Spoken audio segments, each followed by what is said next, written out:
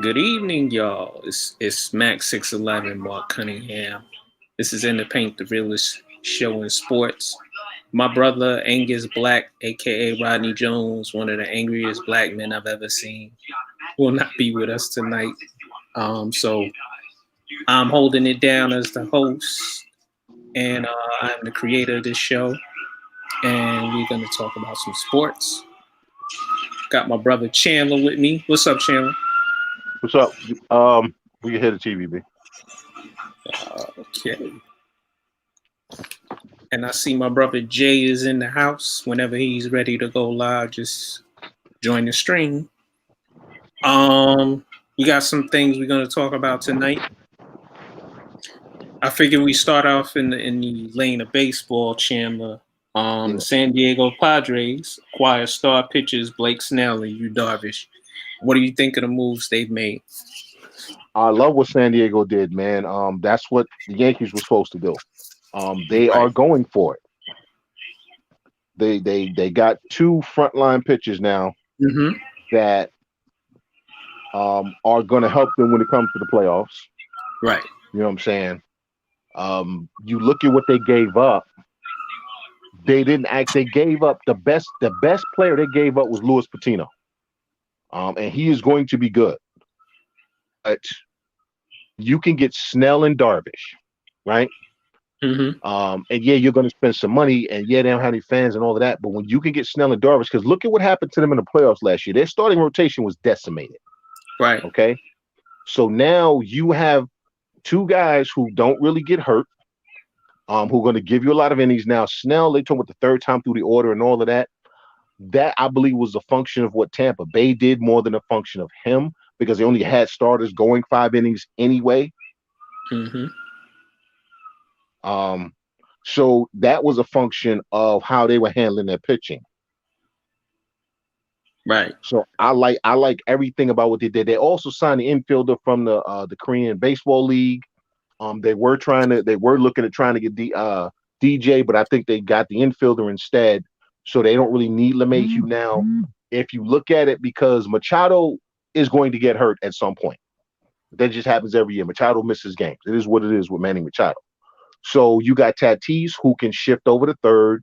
You got the guy, the infielder from the Korean Baseball League, who can play second and short, is a really good defensive player. We don't know how he's going to hit, but they have enough bats in that lineup that they're going to hit home runs. They're going to score. Their biggest issue was the pitching. Well, Yu Darvish is going to give you 200 innings. Right. Blake Snell, if you take the training wheels off and with the nonsense that Tampa Bay was doing, Blake Snell in a normal season, okay, and I'm not talking about what we're going through now, but I'm saying in a normal season should give you anywhere from 175 to 180, and then increase from there. They're both Cy Young level pitchers. You add in the rest of that pitcher staff. That rest of that pitcher staff comes healthy. They're probably going to run a 6-man rotation. Right now, honestly, I see them on the same level as the Los Angeles Dodgers when it comes to who's coming out of the National League. Right. Dodgers also spend money, and also, they want to show that they want to win. I like the signing I like the trades of Snell and Yu Darvish. They didn't give up much to get them. They gave up a couple of prospects who aren't really ready yet. Like, just looking at the ages, some of them are 18, 17 years old. Yep. So they're not ready yet. Yeah. And they got the catcher Caratini, who is also going to be a good player. So everybody says, well, he's Darvish's personal catcher. When a veteran pitcher likes throwing to a young catcher, that's a good sign. Right. So now you add him, and he's a switch hitter, by the way. So you don't have to take him out of the lineup as a young player because he's a switch hitter. I like everything San Diego did, because not only did they build for the future, they built for now. Yeah. And they got to catch Caratini, who was also going to keep talking. Yeah, so they built for the future, but they're also built for now. And it's just money. Honestly, like I said, the biggest prospect they gave up was Patino. I know everybody is going to talk about the young catcher they gave up, but defensively, he wasn't going to be that great. He went to a team where I don't know if they're going to utilize him properly. I'd say overall that this is an easy win. This trade is an easy win for San Diego.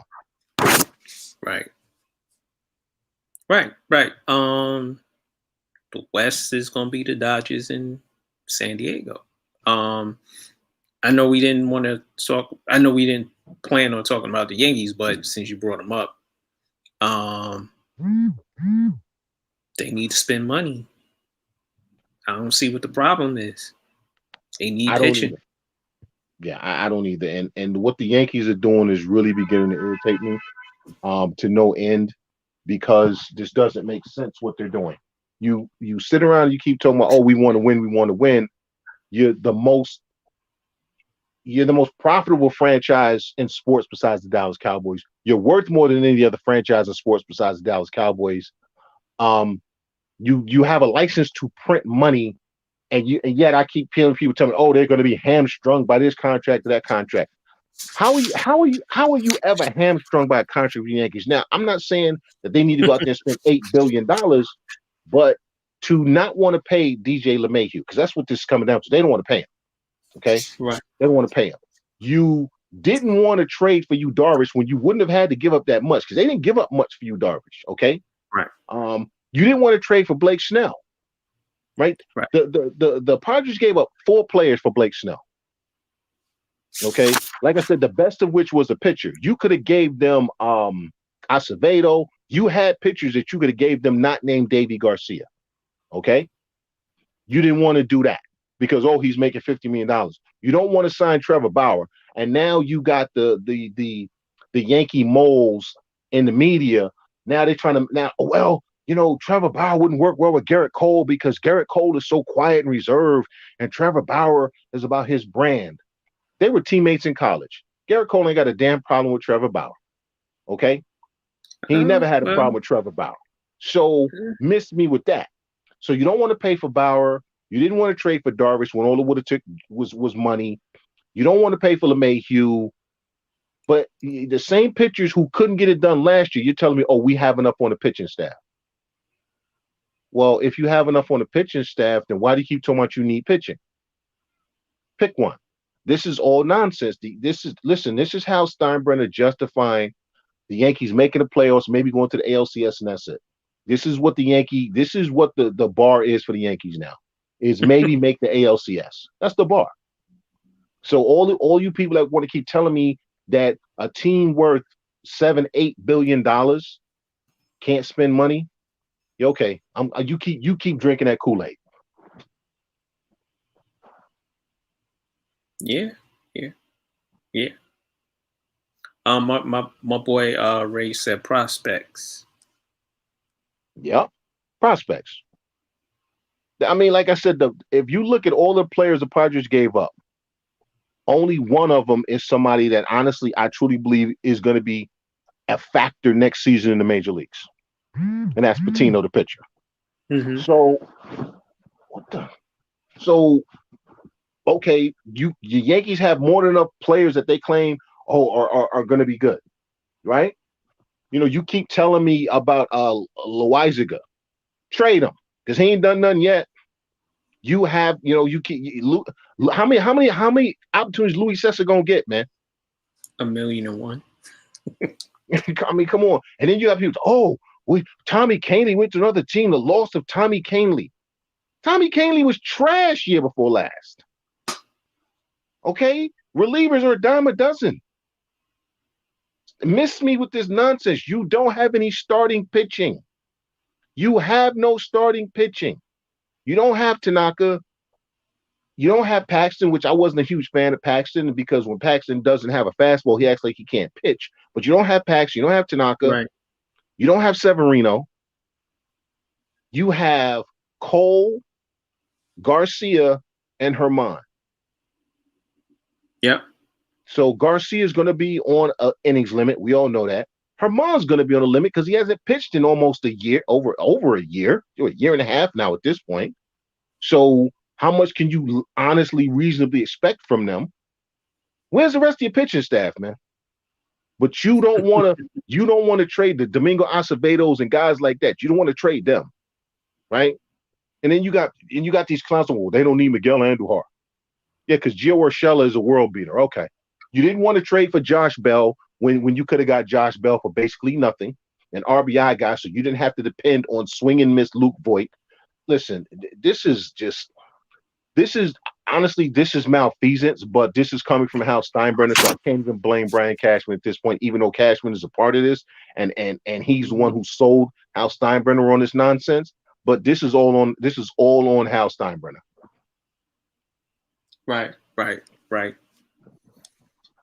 Well said. You want to move on? Yeah. In the world of sports fashion, former NBA great Baron Davis and music mogul Percy Master P Miller are looking to buy iconic sneaker brand Reebok. What do you think of this deal?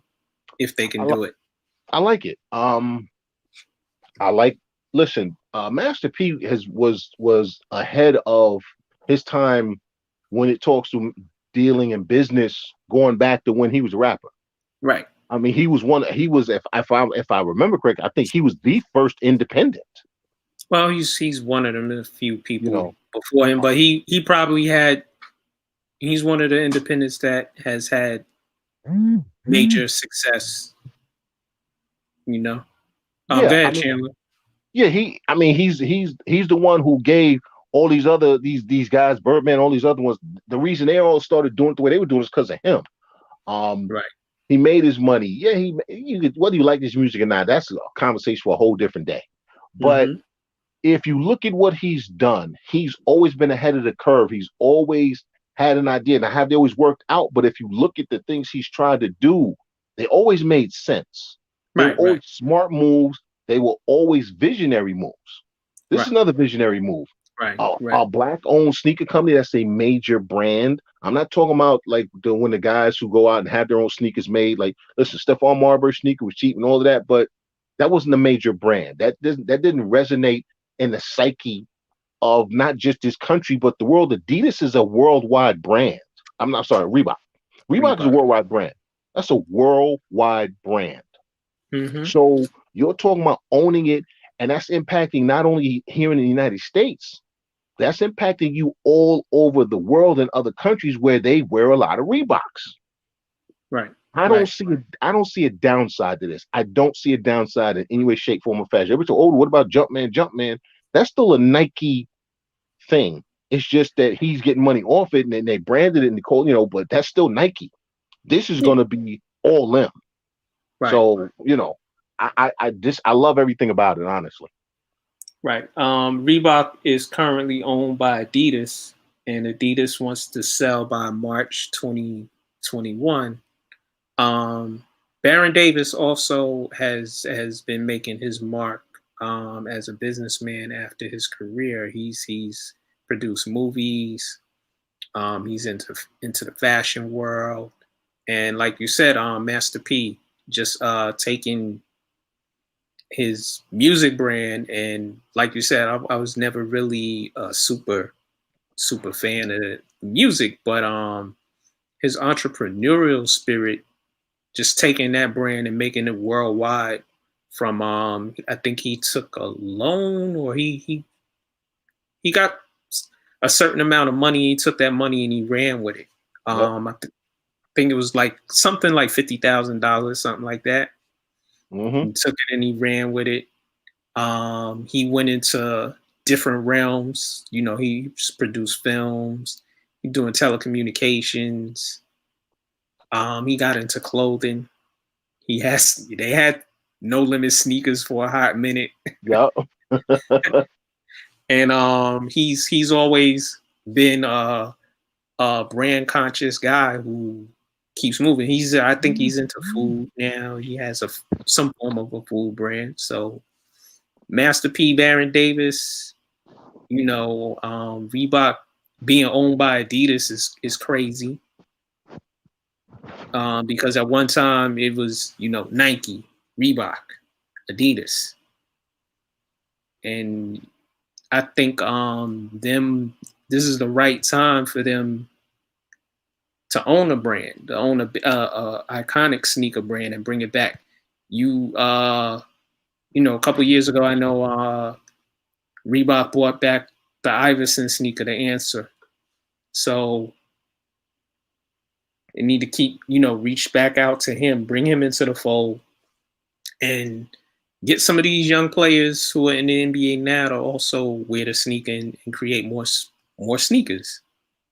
Yeah, they talked about that. They actually talked about that in the interview that I wrote. They talked about Iverson and how the fact that that he kind of was the spearhead for them for the longest time, but they never gave him no shine. And they were like, listen, he didn't even did he get his money? Did he get his royalties? Did he get this? Did he get that? So they're already talking about that. And if you make Iverson whole, we all know that even this generation of basketball players who never saw Allen Iverson play 1 second love Allen Iverson. Right. If you make Allen Iverson whole financially like that and put him back on the map, how many of these young players are going to be, yo, I need to go with them? Right. And also, Allen Iverson is iconic for our culture, for hip hop culture, for basketball culture. Yep. I never liked Reebok sneakers. I never bought Reeboks, except for maybe I bought the Answers. Those were a fly sneaker to me. Their other sneakers just wasn't fly to me. See, I never really cared about sneakers like that. Right. You know what I'm saying? So I've never really been into fashion like that. So it never really mattered to me. But I was never a big Reebok fan because I always thought they were ugly. I always wanted something I thought looked good. I really didn't care whether anybody else liked it. But I always thought the only Reeboks I honestly ever thought was the that looked good was the ones that you would wear. You know, you see a lot of nurses. You know, nurses used to wear one because they were comfortable. Those are the only Reeboks I ever liked. Right, and they, you know, the Reebok pump wasn't a good sneaker to play ball in. There's a lot of ankle injuries behind that sneaker. The Answer, though, the Reebok Answers, the AIs were they were good to play ball in. No, never wore them. I think I wore Nikes because I haven't liked those, and I think I wore Fila more than I wore Nike or Reebok.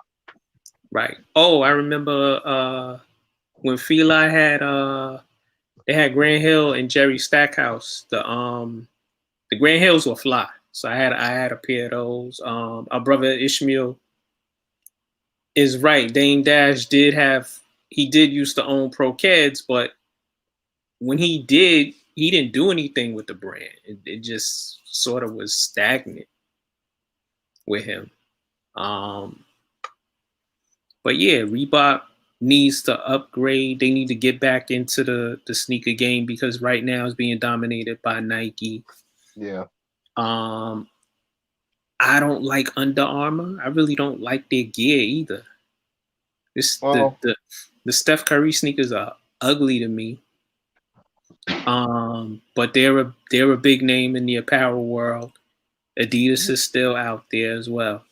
Yeah, Under Armour is more, honestly, it's more football. I've always associated Under Armour more with football than anything else. I've never really associated Under Armour with basketball. I know Steph Curry has a sneaker, but if you ask me Under Armour, my first thought is basketball. You know, with the dry fit tees and stuff like that. My first thought is football. I mean, it's football. Yeah, because if you go back to when Under Armour broke on the scene, who was their spokesperson? Who was it? I don't remember. Ray Lewis. Right. Yes, definitely. Yeah. You know what I'm saying? So to me, Under Armour is never going to be, for me, I'm never going to associate Under Armour with basketball.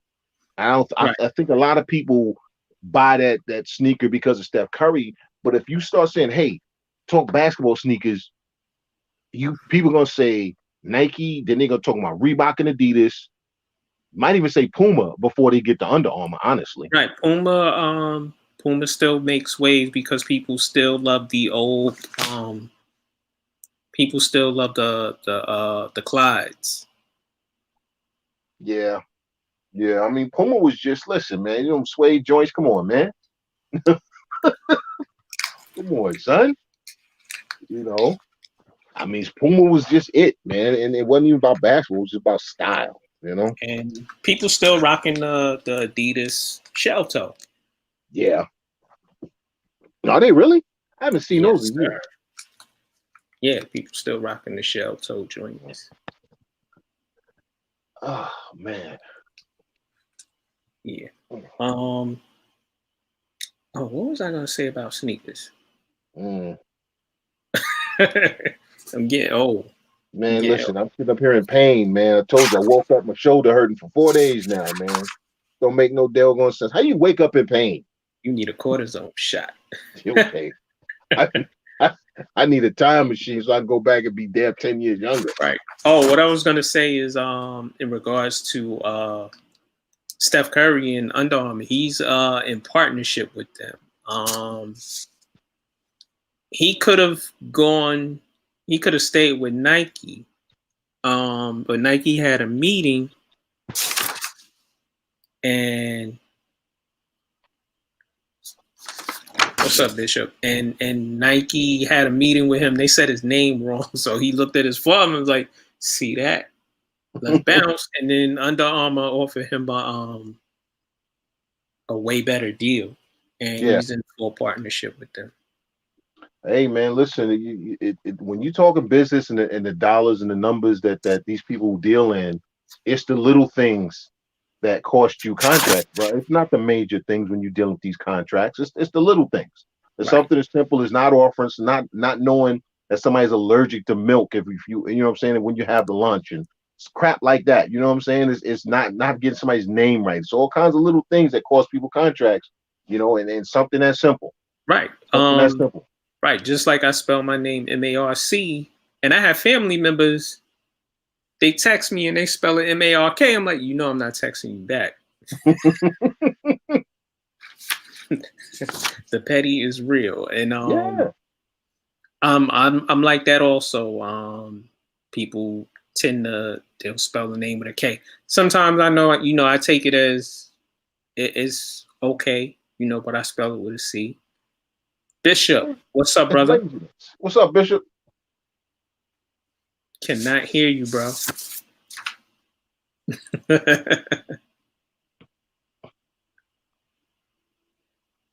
Yeah, Bishop. We talking about Master P and Baron Davis moving into the sneaker realm and buying Reebok. Still can't hear you.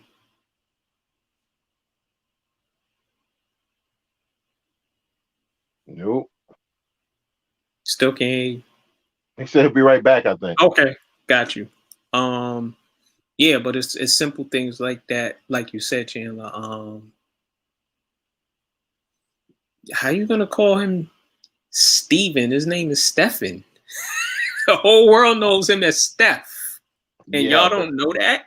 Yeah, but at that point in time, honestly, when all that happened, he still wasn't what he is now. That is true. He was still, listen, this was right around the time where Golden State had still just decided that they wanted him instead of Monte Ellis. Remember? Because that was a question for a while. Who, you know what I'm saying? So, but again, if you're trying to do business with somebody, put in the time and effort. Yeah, put in the time and effort to just know, listen, how do you pronounce the name? What are his pet peeves? Things like that. Or her pet peeves, or whoever's pet peeves. What is person's pet peeves? What is it we need to stay away from? Or what I'm saying? It's like when you go on some of those people go on those late night talk shows. All right. They send them a little question. Well, okay, do you want to talk about this? Do you want to talk about this? Do you not want to talk about this? How do you feel about this? You know what I'm saying? What kind of M&Ms you like? All that nonsense, man. Right. Just like when me and before we have somebody on the show, we always ask them what you want us to stay away from. Can I ask you this? Do you not want to stay with that? And certain people didn't mind just talking, and you know how we do. We just talk and things flow. Right. Bishop, what's up, brother? Are you working? Oh, we still can't hear you. What's going on with you, man? Still can't hear you. See, get an Android.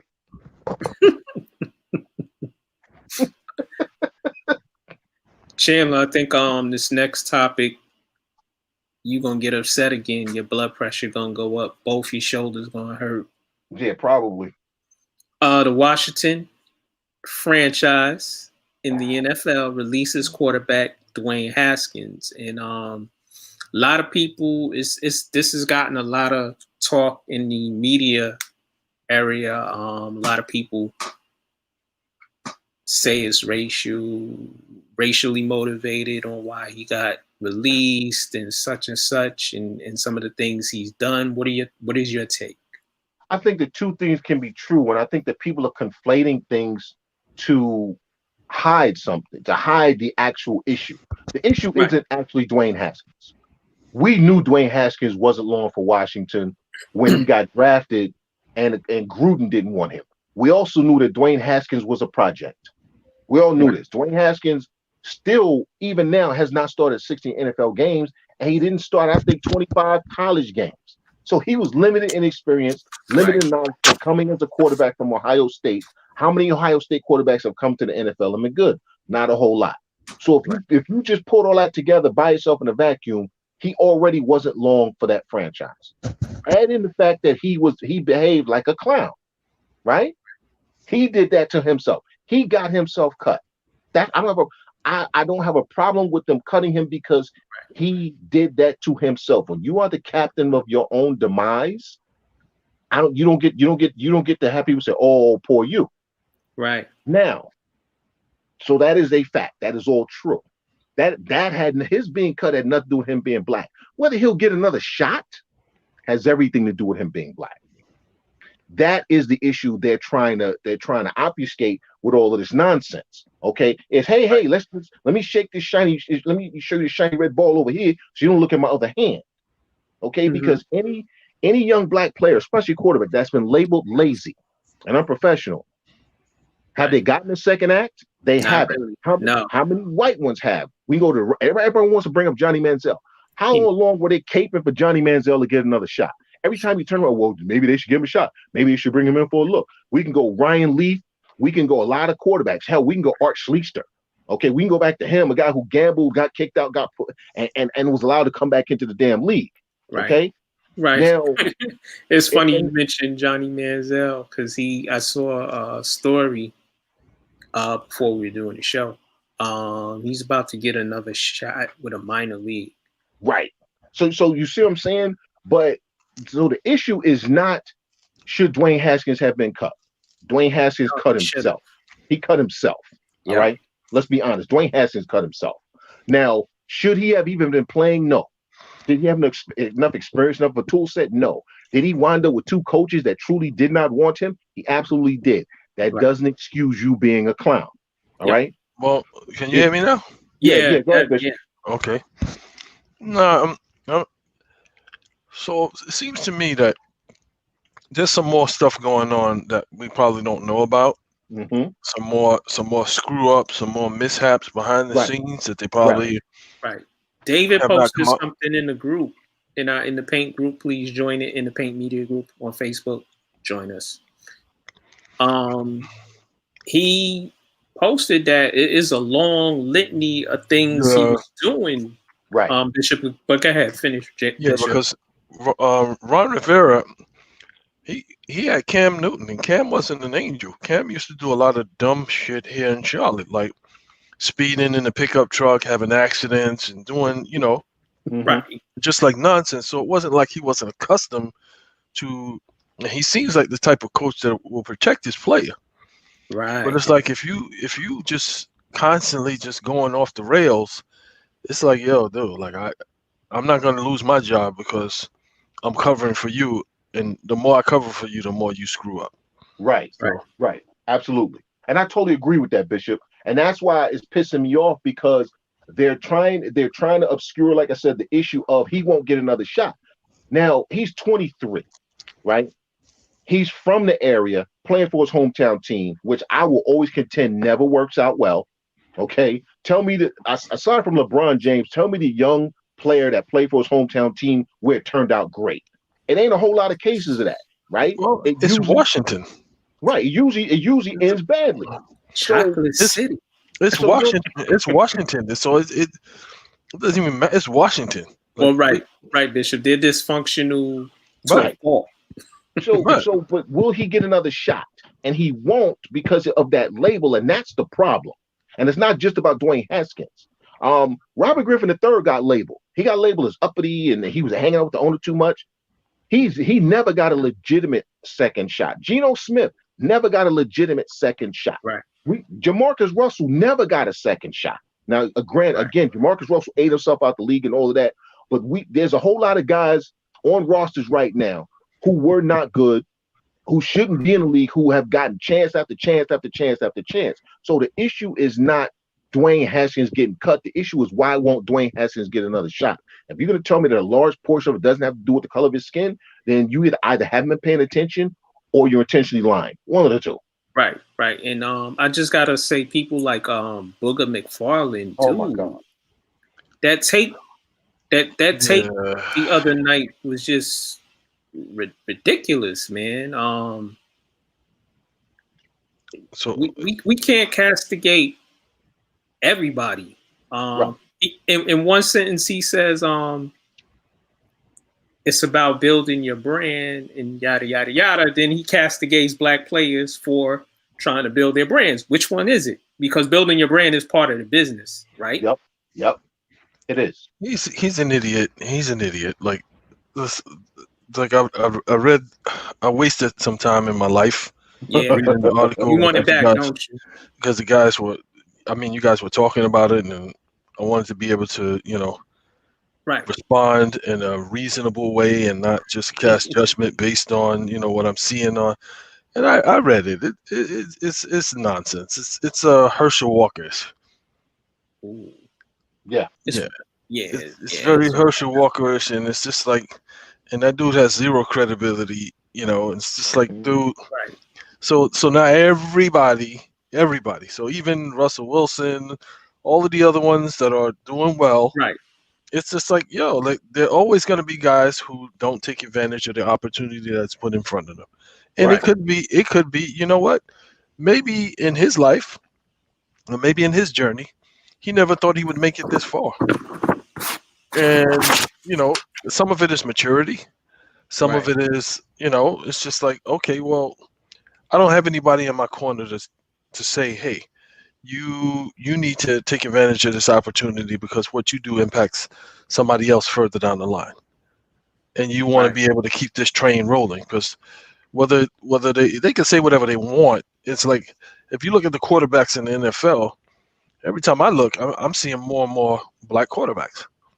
Mm-hmm. So this thing about they're not smart enough, and they don't work hard, they don't do this, they don't, and a lot of them are succeeding. Right. Succeeding and excelling. Right. So that was a broad brush he placed. Yeah, so much so that I could say in the next 3 to 5 seasons, you might start seeing like a change of the guard. If you can't do certain things, then you can't play quarterback. Like if you can't run, if you can't, you won't be able to play quarterback. Maybe there might be 1 or 2 left, but that's about it. And literally, really, that's how, for me, your quarterback shouldn't be a statue. No, we don't need any more Dan Fouts out there. My brother, Mr. Holipsism, said, first of all, his first name is Booger. What the F? Yeah. Well, you know what the thing that bothers me the most about what he said was he just gave cover to every single trope and stereotype about us. He basically validated it by saying that most of the black players that come in aren't concerned with getting better. They aren't concerned with doing the work. They're only concerned with money and brand and flash. Well, that's already a label that's being put on a lot of these players, even still now, because we still hear the coded language. And when it's a white player, it's, oh, he's so cerebral. When it's a black player, oh, he's so athletic. How many times you heard a black player called cerebral? You don't hear that. You understand what I'm saying? Not at all. Russell Wilson is a very cerebral quarterback. How often do they talk about his athletic ability? They talk about his athletic ability more so than his cerebral ability, which is connected to his athletic ability, because what he does is, it's different. Yeah. And he always makes the right play. He rarely makes the wrong play, just like Patrick Mahomes. Right. They don't make wrong plays. Patrick Mahomes, not saying he plays like Aaron Rodgers, but it's similar in how they take nothing and make something into it. Russell also, they'll a play can be busted and they'll make the play. Yeah, and you know what? Look at Cam, right? Cam almost didn't have a job. Why? Because there was a label and a perception about Cam that basically what they're saying, well, he wasn't smart enough, right? When he got to England, what was the coded message about Cam? Well, we don't know if he's going to be able to handle the offense. You're basically saying that he's too stupid to pick up the offense. Well, Cam's problem, and this is part of Ron Rivera's shortfall. It's like Cam is a pretty decent quarterback, but they gave him too much authority to do things that are not quarterbackish. Right. But meaning, like, so it's like, yeah, I watched some of those games. I'm not I wasn't a Carolina fan, but when Cam was at the height of Cam's career, Cam's a pretty decent, solid quarterback.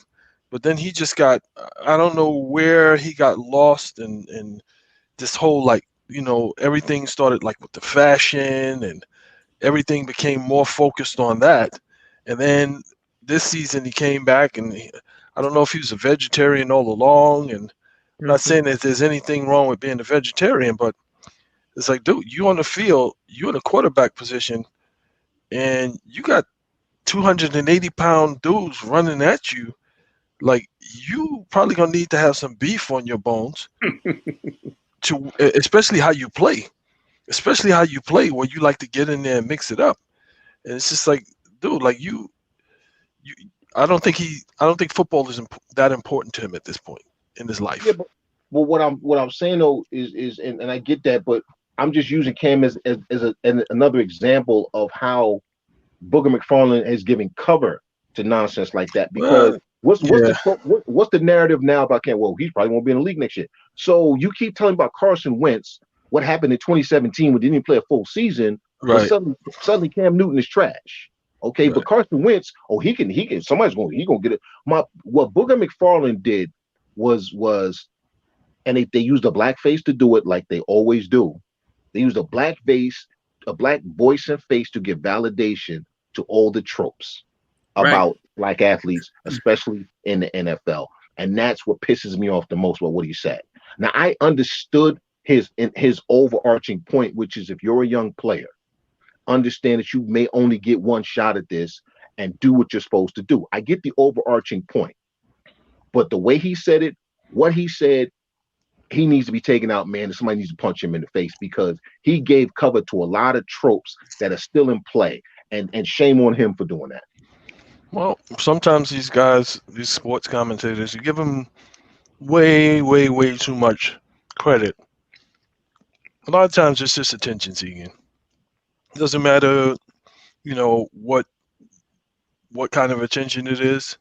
It could be that, you know, he's trying to get another position at a spot, or the spot that he's working at, or he want a contract extension. People want to be able to say, hey, look, he's stimulating conversation. He's doing this and he's doing that. So it's like you make these outrageous claims, and it's just so that people will click on to what you're saying. That, oh, here's the story, how many times it was clicked on, or how many times it was read. It's like a Skip Bayless effect. Like half the crap that he's saying, it's like, dude, that doesn't even make any sense. But it gets people to read it. It gets people to, you know, talk about it. It stimulates conversation.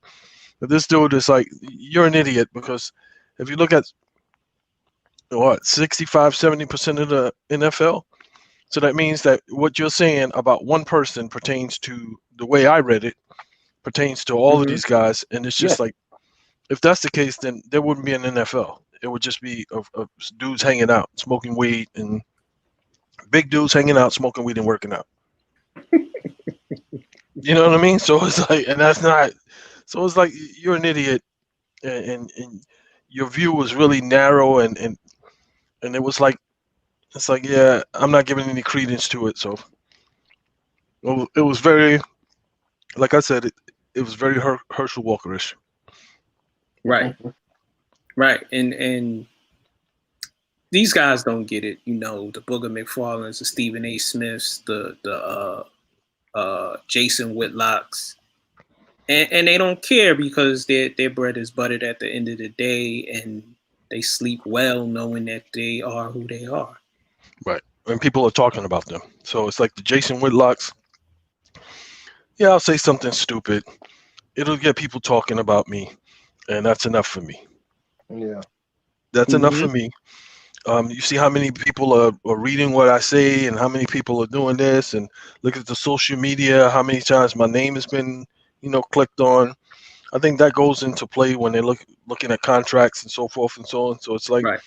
it's attention. It doesn't matter if it's good, bad, or indifferent. It's attention. And I think I'm learning, like, at this late stage in my life, that there's and I never really understood this. I never really paid attention to it, but I didn't realize so many males are like attention seeking, and they'll do anything for attention. It's like, oh, brother, do or say anything just to get attention. Hey, Ronan, you're in. If you want to add to the discussion, we're talking about Dwayne Haskins being released by the Washington football team. What's up? You hear me? You sound a little low, but we can hear you. What's up, Ronan? What's up, Chandler? What's up, Bishop? First time getting to talk to you. Yes, sir. Is this the guy that keeps saying, like, fuck James Harden? Yeah, that'd be me. Oh, okay. Nice to meet you. Yeah, Ronan, the floor is yours, brother. With Haskins, by him going to the strip joint without a mask on, he did it to himself. Right. Should he get another shot? I think he should. I think like someone like McFarland, they don't point out the fact that like at the end of last year, he was playing pretty well. Right. He was. Because the quarterback coach that they had in Washington, he got fired by Rivera when Rivera came in. He went to the Rams. Rivera is sort of like Mike Ditka. I mean, you look at Rivera, he only had 3 winning seasons, So, they talk about this guy like he walks on water. Oh, he's this, he's that, stuff like that. He had 3 winning seasons. He had David Shula as his offense coordinator. They ran Cam Newton into the ground. Right. Run past options. They didn't bring in a proper quarterback coach to, help Cam Newton as far with his accuracy. I mean, I think that's one of his problems. As he gets older, he's gonna have to be a little more accurate. Right. For Haskins, he should hook up with Jeff Blake. And go over the fundamentals of being a quarterback. Learn how to read defenses better. Not try to fit the ball in every single goddamn window. Right. Right. And check down. So he's got to improve on stuff like that. But McFarland, he's like Stephen A. Smith and bitch ass made Jason Whitlock. They just say shit. They don't think about what they're saying.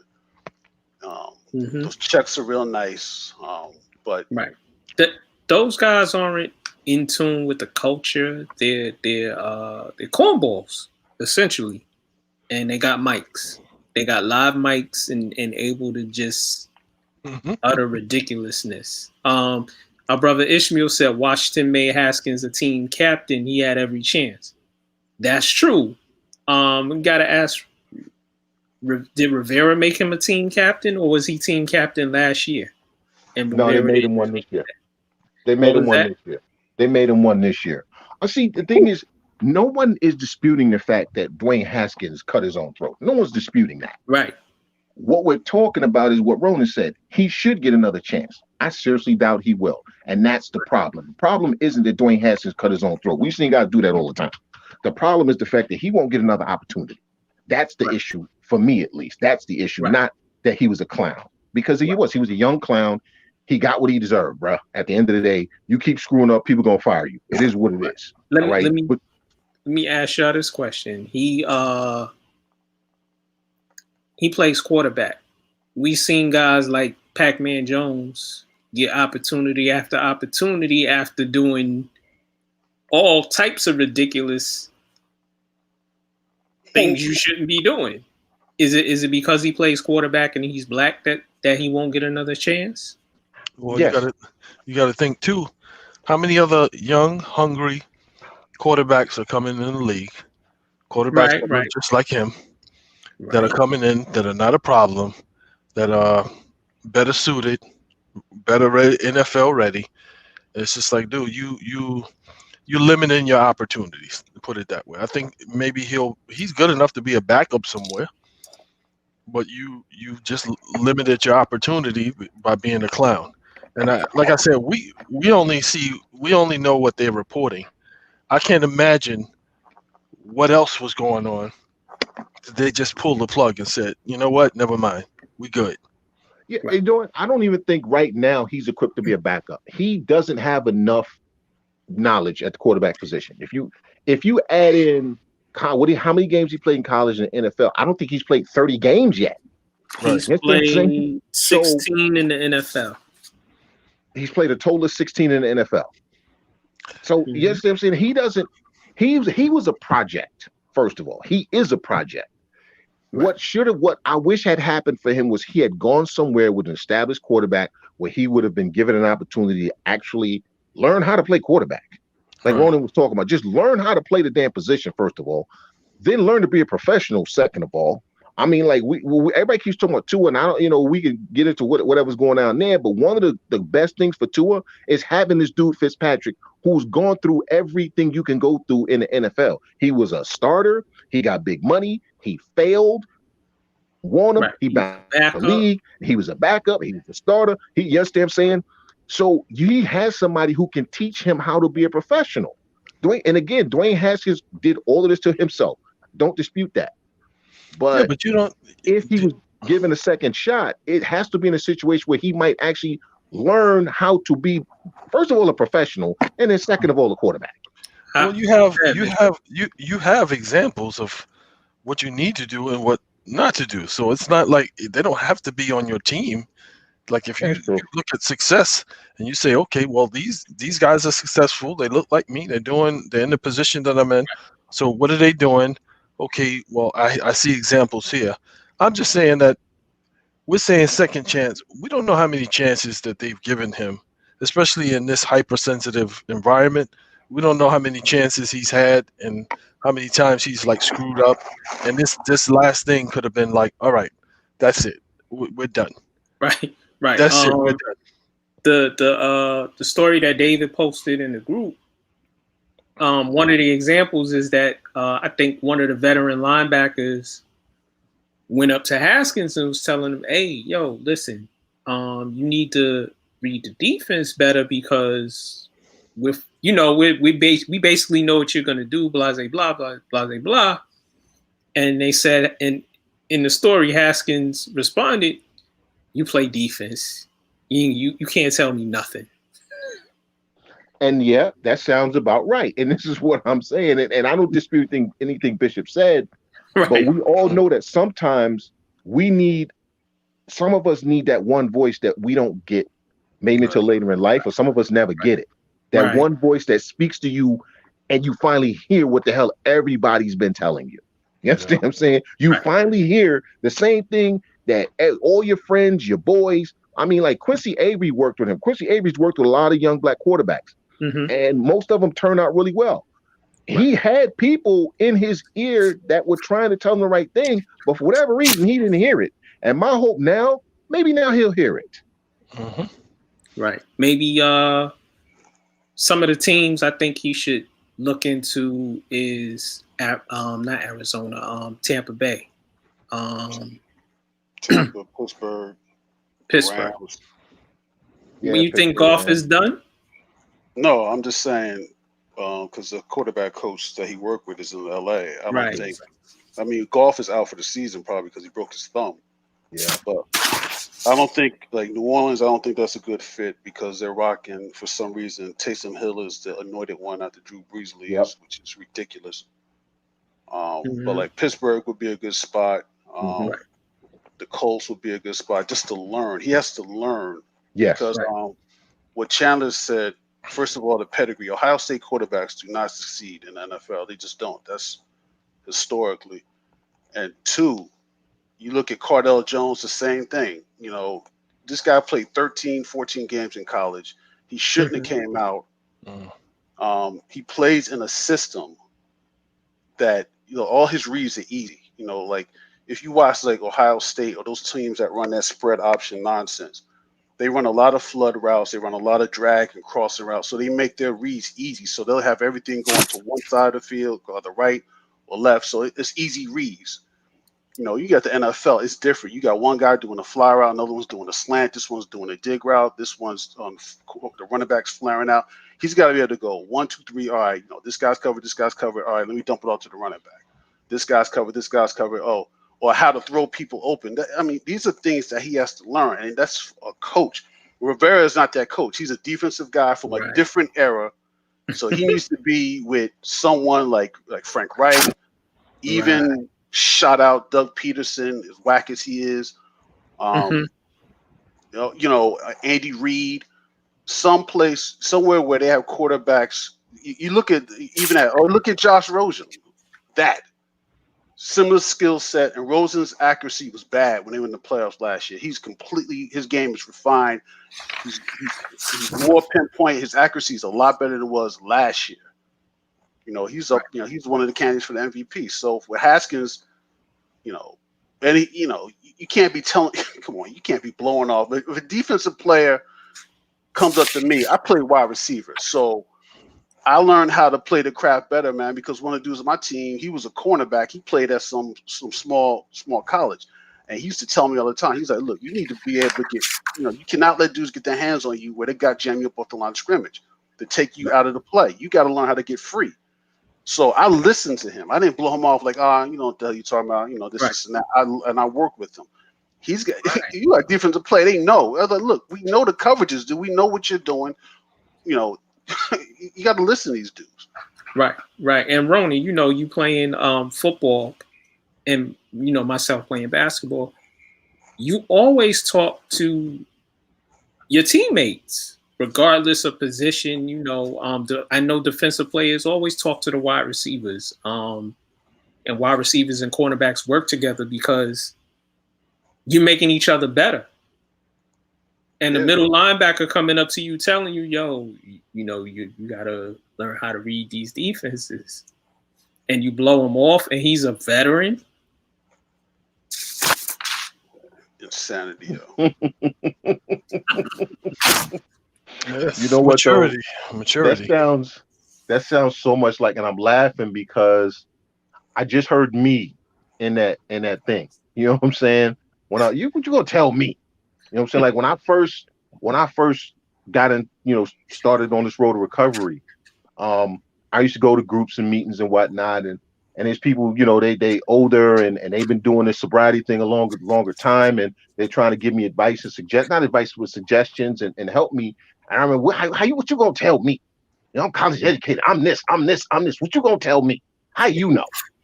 Yeah, they got 10, 15, 20 years sober. I got 5 minutes, but I ain't trying to hear it. Okay.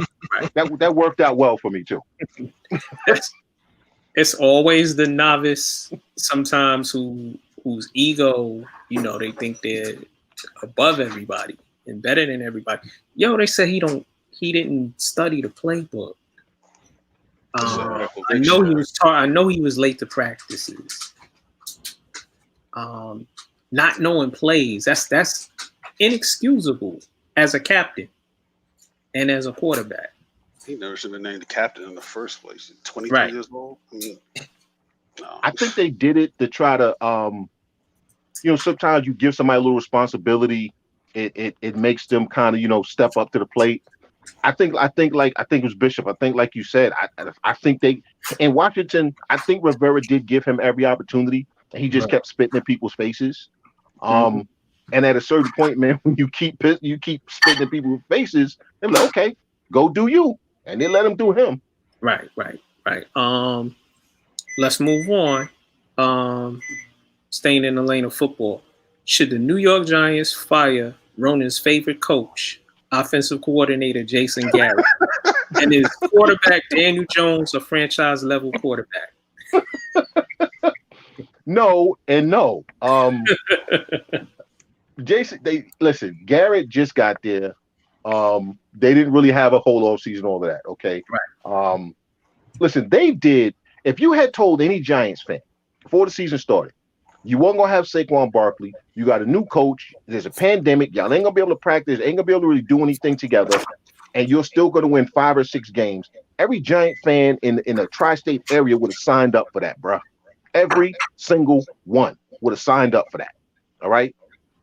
Now that they probably won't make the playoffs, they're talking, this isn't good enough. Man, first of all, you weren't supposed to even win this many games. What are you complaining about at this point? You're ahead. You're actually 2 steps further along than you should be. I don't see the problem here. Right. They're still a bad offense. Go ahead, Bishop. Daniel Jones is a turnover machine. He sucks. Right. They won 5 games. They could have squeezed out like at least 7 to 8 games. Right. But it was like, yo, dude, like it's like when first of all, you don't get rid of the ball, and then once you get hit, you just throw the ball, you just let it go. Like, here, take it. It's just like, yo, like, dude, you don't protect it. You just throw the ball in the other direction, and you run one way, throw the ball the other way. So he's a walking Vic. Yes.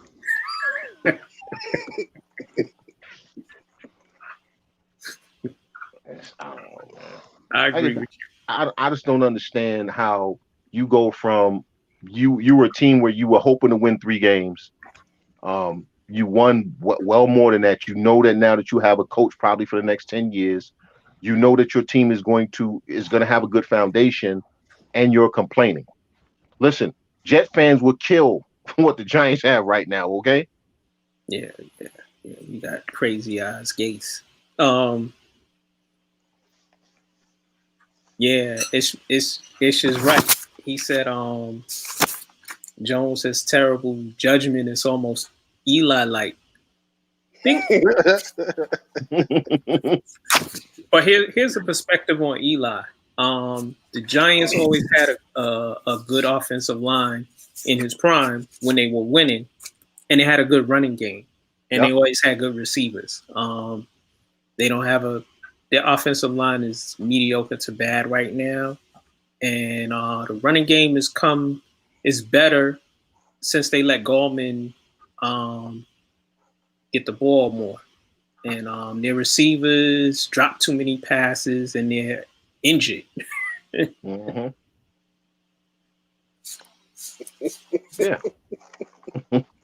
I mean, like you said, if you take all that into account, the fact that they won 5 games, and by the way, still have a shot right to go to the playoffs, I don't understand the complaint.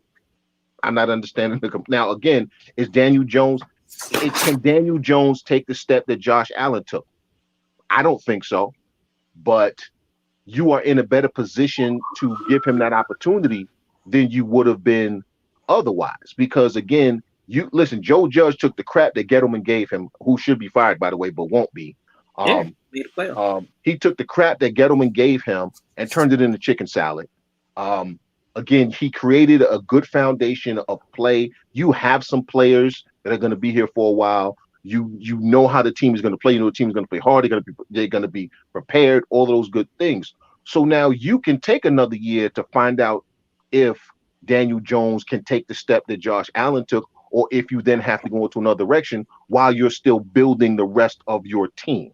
Right. They need to fortify the offensive line.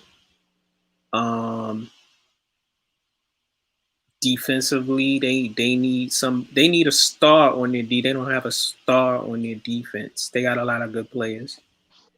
They need somebody, whether it's a linebacker or somebody in the front, that you have to account for in every play, and they don't have that. The secondary is good.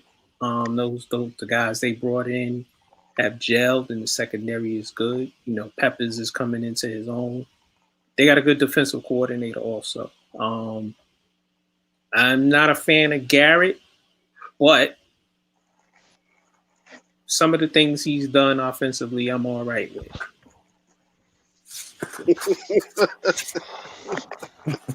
Ain't that something, Ronan? Jason Garrett get complimented, right? Oh, he didn't get a compliment. He got a but you know, and honestly though, if you look at his lack of imagination, if you want to call it that, Well, with Daniel Jones, do you really want to be too imaginative, or do you Right. want to just be as vanilla as possible? Right, and accounting for the offensive line. Right. So yeah, well, in Eli's defense, didn't we get 2 championships with him? Yeah, we did. And with his limited throwing ability, he was at least consistent. Well, once you got to the playoffs, you knew what you were going to get. Yeah. With Daniel Jones, it's like, okay, well, you know what? I take that back because we do know what we're going to get. We're going to get turnovers. It's just a matter of whether we're going to get 5 or 7. So we do know what we're going to. He's consistent too. Yeah. My bad. I think the worst thing that happened was Josh Allen took that step, because now the Trubiskys and the Daniel Jones of the world are going to get a longer leash on life than they probably should, because everyone said, well, Daniel, they did it with Daniel Jones. Why can't we do it with this guy? Right. But what about the quarterback in the other locker room in the same stadium that we were talking about before the show? He got to go. Listen, I've said this. I said this before he was drafted. Sam Darnold does not win big games. He comes up small. Sam Darnold has yet to win a game while the Jets were still in playoff contention. All right. What, you mean the first game? Yes.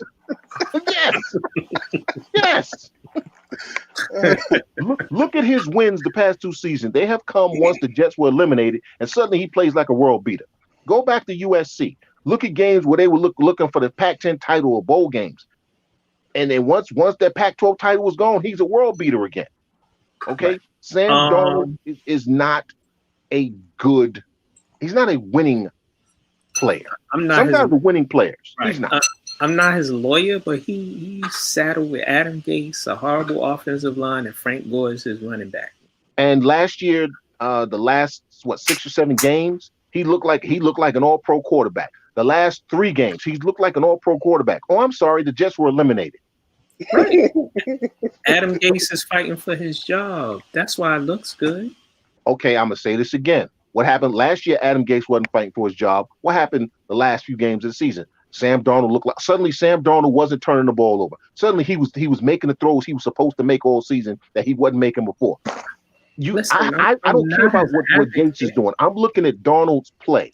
Look at his play now versus his play early in the season when they needed him to play well. It's like you're talking about 2 different people. Mm-hmm. I'm not a fan. I think they should draft a quarterback in the next draft. But Adam Gase being Adam Gase, he had to get wins. Look, man, when they should have got losses. I didn't want what's his name anyway. So I'm sorry. Go ahead. I was finished. Go ahead. Oh, I don't want Trevor Lawrence anyway. I told you who I want. I want Trey Lance. That's who I want. I want Trey Lance. I think he's going to be the best quarterback out of this draft, and I'm including Trevor Lawrence in that. I think if I'm the GM of the Jets, I trade down twice in the first round. I go down to 8 because Trey Lance will still be there between 8 and 10. I pick up a bunch more draft picks, especially in the second round, and I build the hell out of my team. Okay. Right. And if you want to tell me that Lance is a project, okay, then I'll keep Darnold through the end of his rookie deal. Right. Mm-hmm. That gives me 2 years to work on my project. And when Sam's deal is over, now I got a young quarterback still on a rookie deal, but the rest of my team is built up. So all he has to do is manage it while he learns his craft.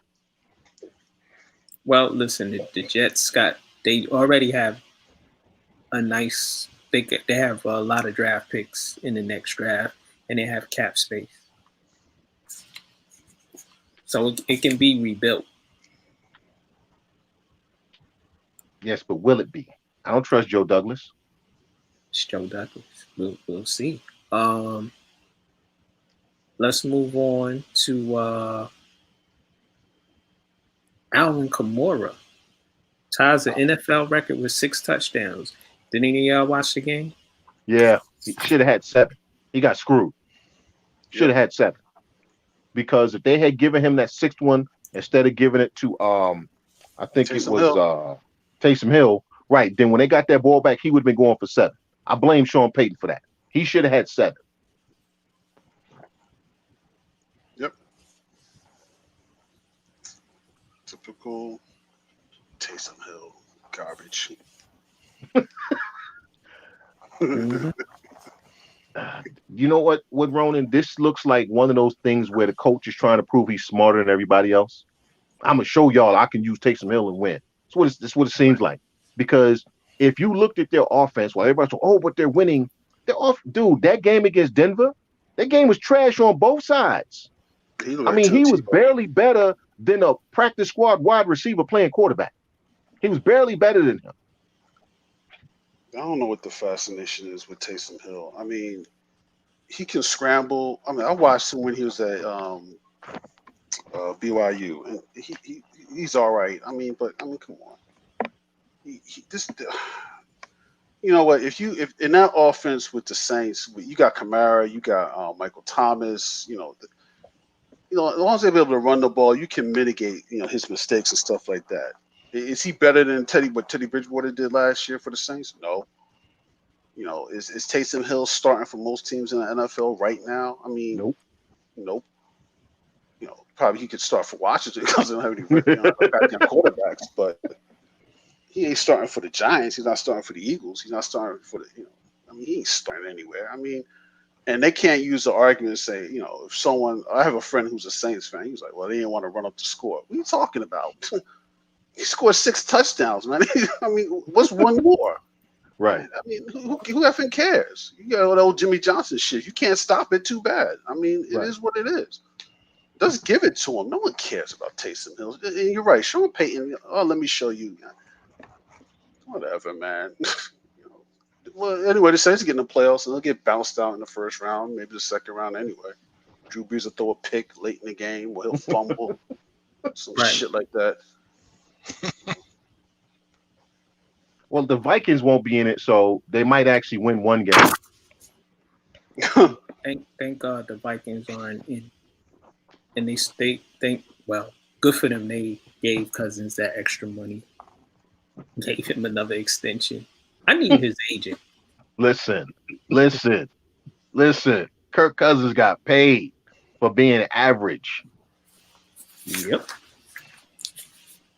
Man. Kirk Cousins he's a modern day version of Dave Craig.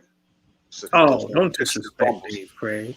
Well, he is. Think about Dave Craig and his numbers and look at Kirk Cousins. They're very similar.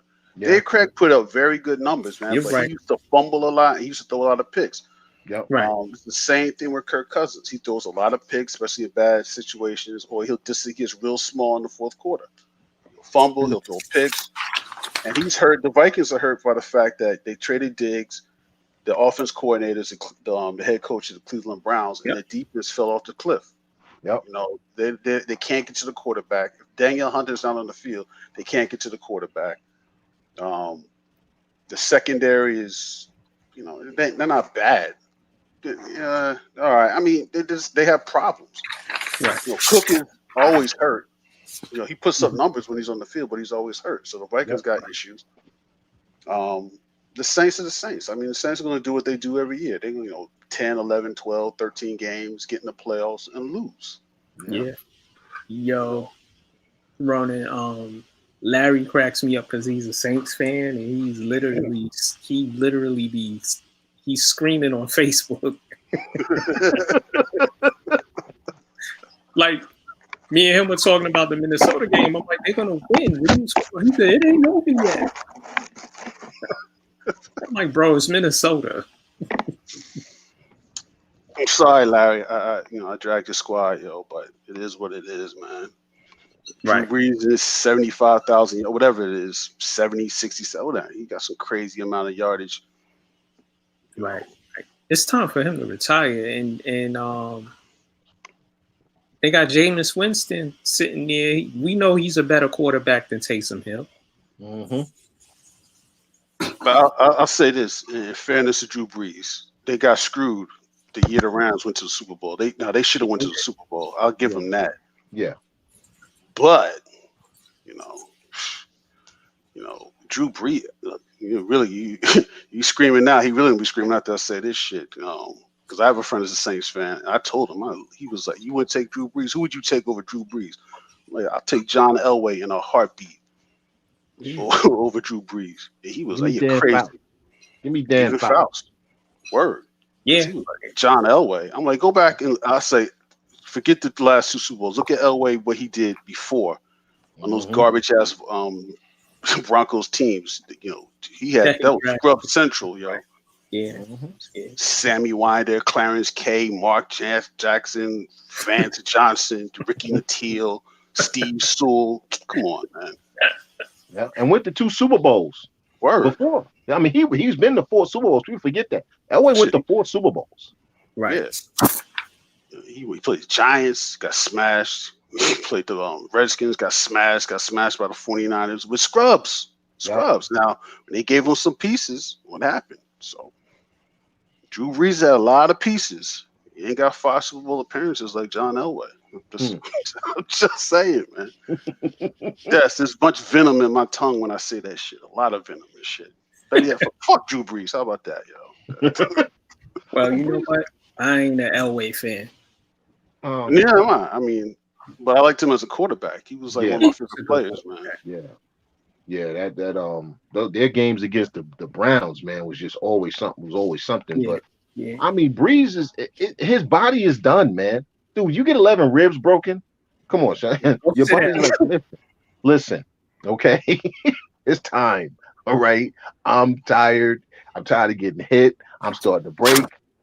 It's going to be interesting what they do next year because I'm wondering if Peyton don't walk away too.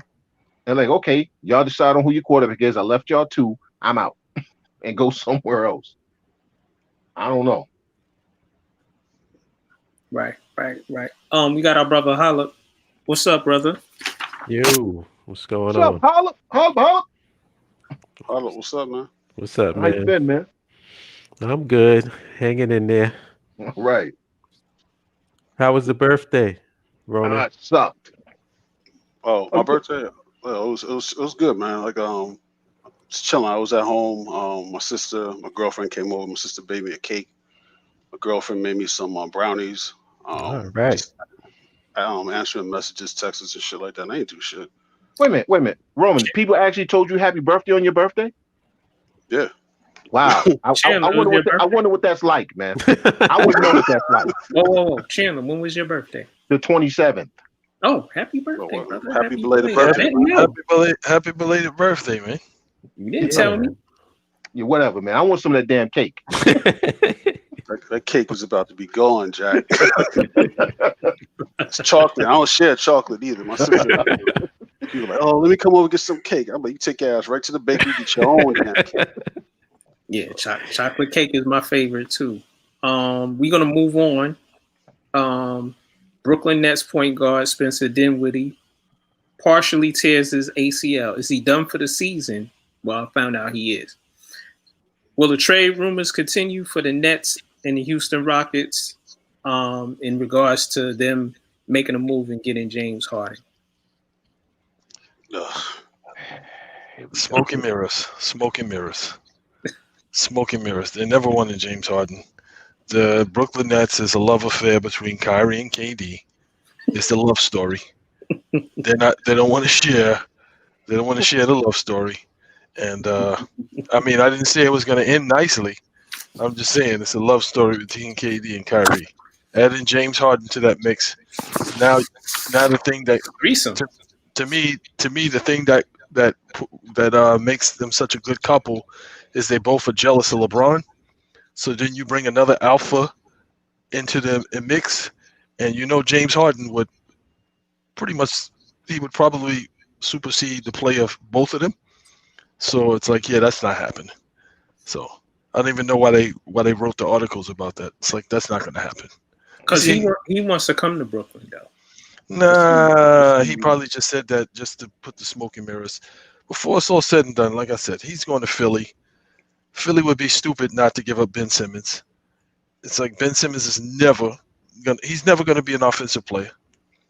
It'll be 3 to 5 seasons from now. We'll still be talking about Ben Simmons not taking a shot. Ben Simmons can't run a pick and roll, can't hit threes. It's like it just doesn't make any sense. Doesn't make any sense. Well said. Anybody else? Yeah, I don't see like and I said this before, that the Brooklyn Nets team has so much depth. I mean, they literally go 11 deep. They legitimately go 11 deep. Um, I don't see Dinwiddie. I don't see Dinwiddie. The loss of Dinwiddie hurting them like it would have last year. The kid, Right. Timothy Luwawu Cabaret, that kid can play. All right. The kid Chioza, he can play. You still got Uncle Jeff, Jeff Green, who in on this roster, he doesn't have to be anybody other than who he's always been. A guy with tremendous talent who you forget is on the team until he drops 20 on you. You know, like, oh yeah, Jeff Green playing for them? Like he banging you in the head with some threes, and then you don't see him for another 3 weeks. You have more than enough talent on this roster. Right. This I don't. So to me, anybody saying, "Oh, now they need to look at Harden," you're not paying attention to what this team actually has. And as we've said, if they can avoid the chemistry issues, dude, this team once they get used to playing with each other is going to be a problem. They're going to be a problem. Well, just Bishop's a hater. no, I just want to fact correct you. I just want to fact correct you if I can. So I watched a few of the games, and I think what's happening is on this team, KD is the best player that they have. That is true. But Kyrie is positioning himself to be that guy, and he's not that guy. So I think what's going to happen is at a certain point, KD is he's going to buck the system, and there's going to be issues. So I'm like, yeah, KD will have like 30 on like 11 to 15 shooting. Kyrie will have 38 on 19 of 20-something shooting. And it's like, okay, well, who should be taking most of the shots then? And neither one of those guys, to me, have ever been the closer. Neither one of those guys have ever been the finisher in a situation where it's a challenge. It's always been, okay, well, I'm on Golden State. Okay, I can close it out because I got these two guys here. I'm in Cleveland. I can close it out because LeBron did a lot of the heavy lifting, so I only have to put the cherry on top. But on their own, neither one of them have fared well playing in any adversity. So I don't see how it's going to work. Yes, they have a talented roster, but if those two guys are taking most of the shots, the team goes as they go, and I don't see it working out. Anybody else? I don't want to see Harden here, man. Master Flex. I don't want to see that cat here, yo. Plus, he ain't coming. He's not coming here. You can't go to strip clubs in New York right now because of COVID. So that ain't happening for this dude, yo. You go to Philly, you'll be disappointed about that too. So I mean, he ain't gonna be able to give strippers $100,000 to go on a date with him. You better bring some food with him too, because he looked like he'd been packing those meals in too. Yeah, he still have 44 and 17. So either the rest of the league is shitty, or he's still a super scorer. Well, he's a great scorer. That's about it. Score. I'll admit that he can score. I'm just not. I can't watch that. I can't watch that team. I can't watch him. You know. You want to play ISO ball? That's fine. I can't, man. It's just like I can't do it. Well, you got to think in the system that they were playing in the D'Antoni system. When they had Steve Nash, what does Steve Nash do? Steve Nash dribbled the ball a lot. He controlled the ball. He controlled the offense a lot. Yeah, he dished the ball off, but he controlled the ball the majority of the game. And in the D'Antoni system, James Harden, he controlled the ball a lot, but he was able to score at a higher rate than Steve Nash. So it's like it's not the player that he is, it's the system that he was playing in. So if he's playing in a system where he's got to like distribute the ball and score as well, and he'll be fine. He's shown that he'll be fine. I know when they won the Thunder, he played that way. So I don't understand that was why. 10 years ago. So you're a baller. There's anything that he can do on the court. Yes, fine. I played in a system that allowed me to take a bunch of shots and win the scoring title 3 years in a row. Okay, be an all-star, so forth and so on. So I enjoy playing in that system. But if he can play other ways. 10 years ago, he doesn't show up in big games. When Houston needed him the last 5 years, they've gone home in the playoffs. That's something and else. He shot bad, and he's had turnovers. Yeah, all in the fourth quarter. Yeah, that's something else. That's him not being a closer. Yeah. But he's still giving you 34 points a night. Regular season. Yeah. I can't argue with you on that. I personally don't like the trade. They don't need to upset what they already have. Like me and Chandler has spoken offline. Joe Harris was developed. Spencer Dinwiddie was developed. Those are guys who were on the back ends of people's benches. And then Spencer Dinwiddie was almost an all-star last year. Joe Harris is the reigning three-point shooter. They were developed. And bringing Harden is that's overkill. You don't need three scorers like that. Mm-mm. And so the Nets, what are they now? Like 3-2? Yeah, 3-2. So they played Charlotte. They lost to Charlotte. Mm-hmm. Who else did they lose to?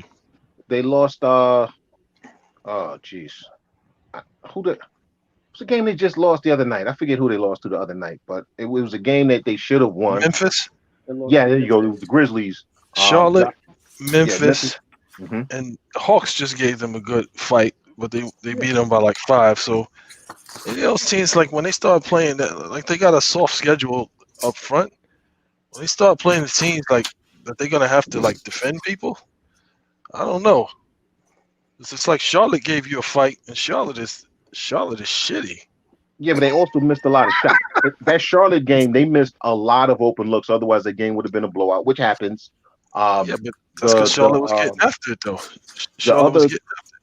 The most recent game, and you just said it, and I forgot it already. Memphis. The Memphis game. Listen. I'll take a good look from a player that I know is normally going to make that shot. And if you miss the shot, I can live with that loss. And basically, that's what it came down to in both of their losses. You had Durant with a shot that rimmed out. I can live with that. You had LeVert and you had Joe Harris with open looks that didn't fall. You can live with that. You understand what I'm saying? I mean, it happens. I mean, hell, the Clippers just got beat by 50. It happens. You're going to lose some games that you shouldn't. You're going to win some games that you shouldn't. But what I'm saying is, if you look at the way they pass the ball, if you look at the team-centric play, I like LeVert coming off the bench because that gives him the opportunity to flex and do his thing and not have to subjugate his offense to KD and Kyrie. It gives him the opportunity to kind of run that unit. You got him, you got Jared Allen, you got the kid TLC, you got Chiosa, you got Jeff Green, I like the makeup of this team. And like I said, if you just give them some time to gel, and again, as long as all the personalities can remain where they are, then, come say 20, let's see where they are 20, 30 games in. The 20 game mark is going to be the telltale sign. Let's see where they are 20 games in. I think they'll be pretty good around the 20 game mark. Okay. I can't say I agree with that, but that's because you're a hater, Bishop. No, I'm realistic. I'm being realistic. No, listen, the points are valid that Kyrie and KD are guys who sometimes they're flaky, especially Kyrie more flakier than KD, and KD's more sensitive. So we'll see, how they're. It seems like their personalities are gelling on the court and off the court till they have their first moment of adversity. Right. And it's like, again, playing against Charlotte and playing against Memphis without a Ja Morant, and you lose those games. I'm like, those are not games that you should lose. And fine, Kyrie and KD didn't play. They didn't play against Memphis, but your team is good enough that you should have beat them, especially without Ja Morant. If they're talking about title and all this other stuff, I'm like, these are not games that you're supposed to lose. Well, I think they sort of, they had to get their, those two guys injury prone. They had to get their load management rest. So that's one they take a L for. What I'm saying with the way the roster is constructed, they pretty much have two units. They got two starting units. They got a starting unit with two all-stars and a starting unit that is capable of winning games. Right. In that second unit. Right. So that I acknowledge. So it's certain games that you just shouldn't lose. Like you shouldn't have lost that Charlotte game. Shouldn't have lost that Charlotte game. And you shouldn't have lost the Memphis game without Ja Morant because they don't really have anybody else. Right. But if Spencer Dinwiddie is there, I don't think they lose that game if KD and Kyrie are hurt. Dinwiddie is he's their Swiss Army knife, 6'5" point guard who can play off the ball as well.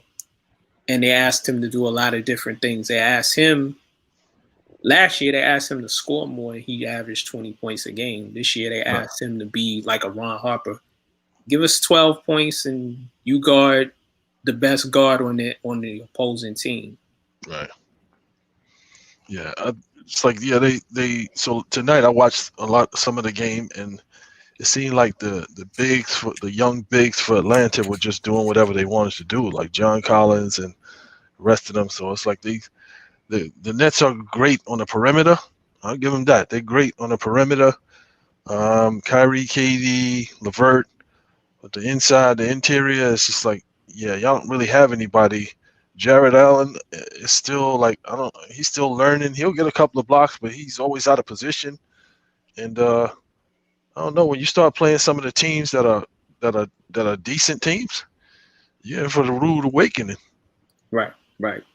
Anybody have anything else they want to add about the Brooklyn Nets? No, but you brought up Ron Harper. Anybody seen his son playing for Rutgers? Man, his son was like a half a sandwich away from $3 bills. Looked like, man. Oh boy. Oh man. I expected his son to be thinner, man. I mean, his son is balling, but his son is a big boy. That's a big boy right there. How tall is he, Chandler? He looks to be about 6'4", 6'5".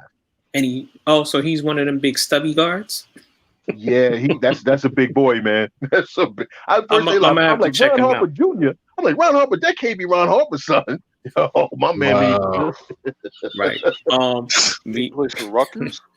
Yeah, Rutgers. I gotta look that up. We're gonna stay in the lane of basketball. We're gonna stay in the New York area.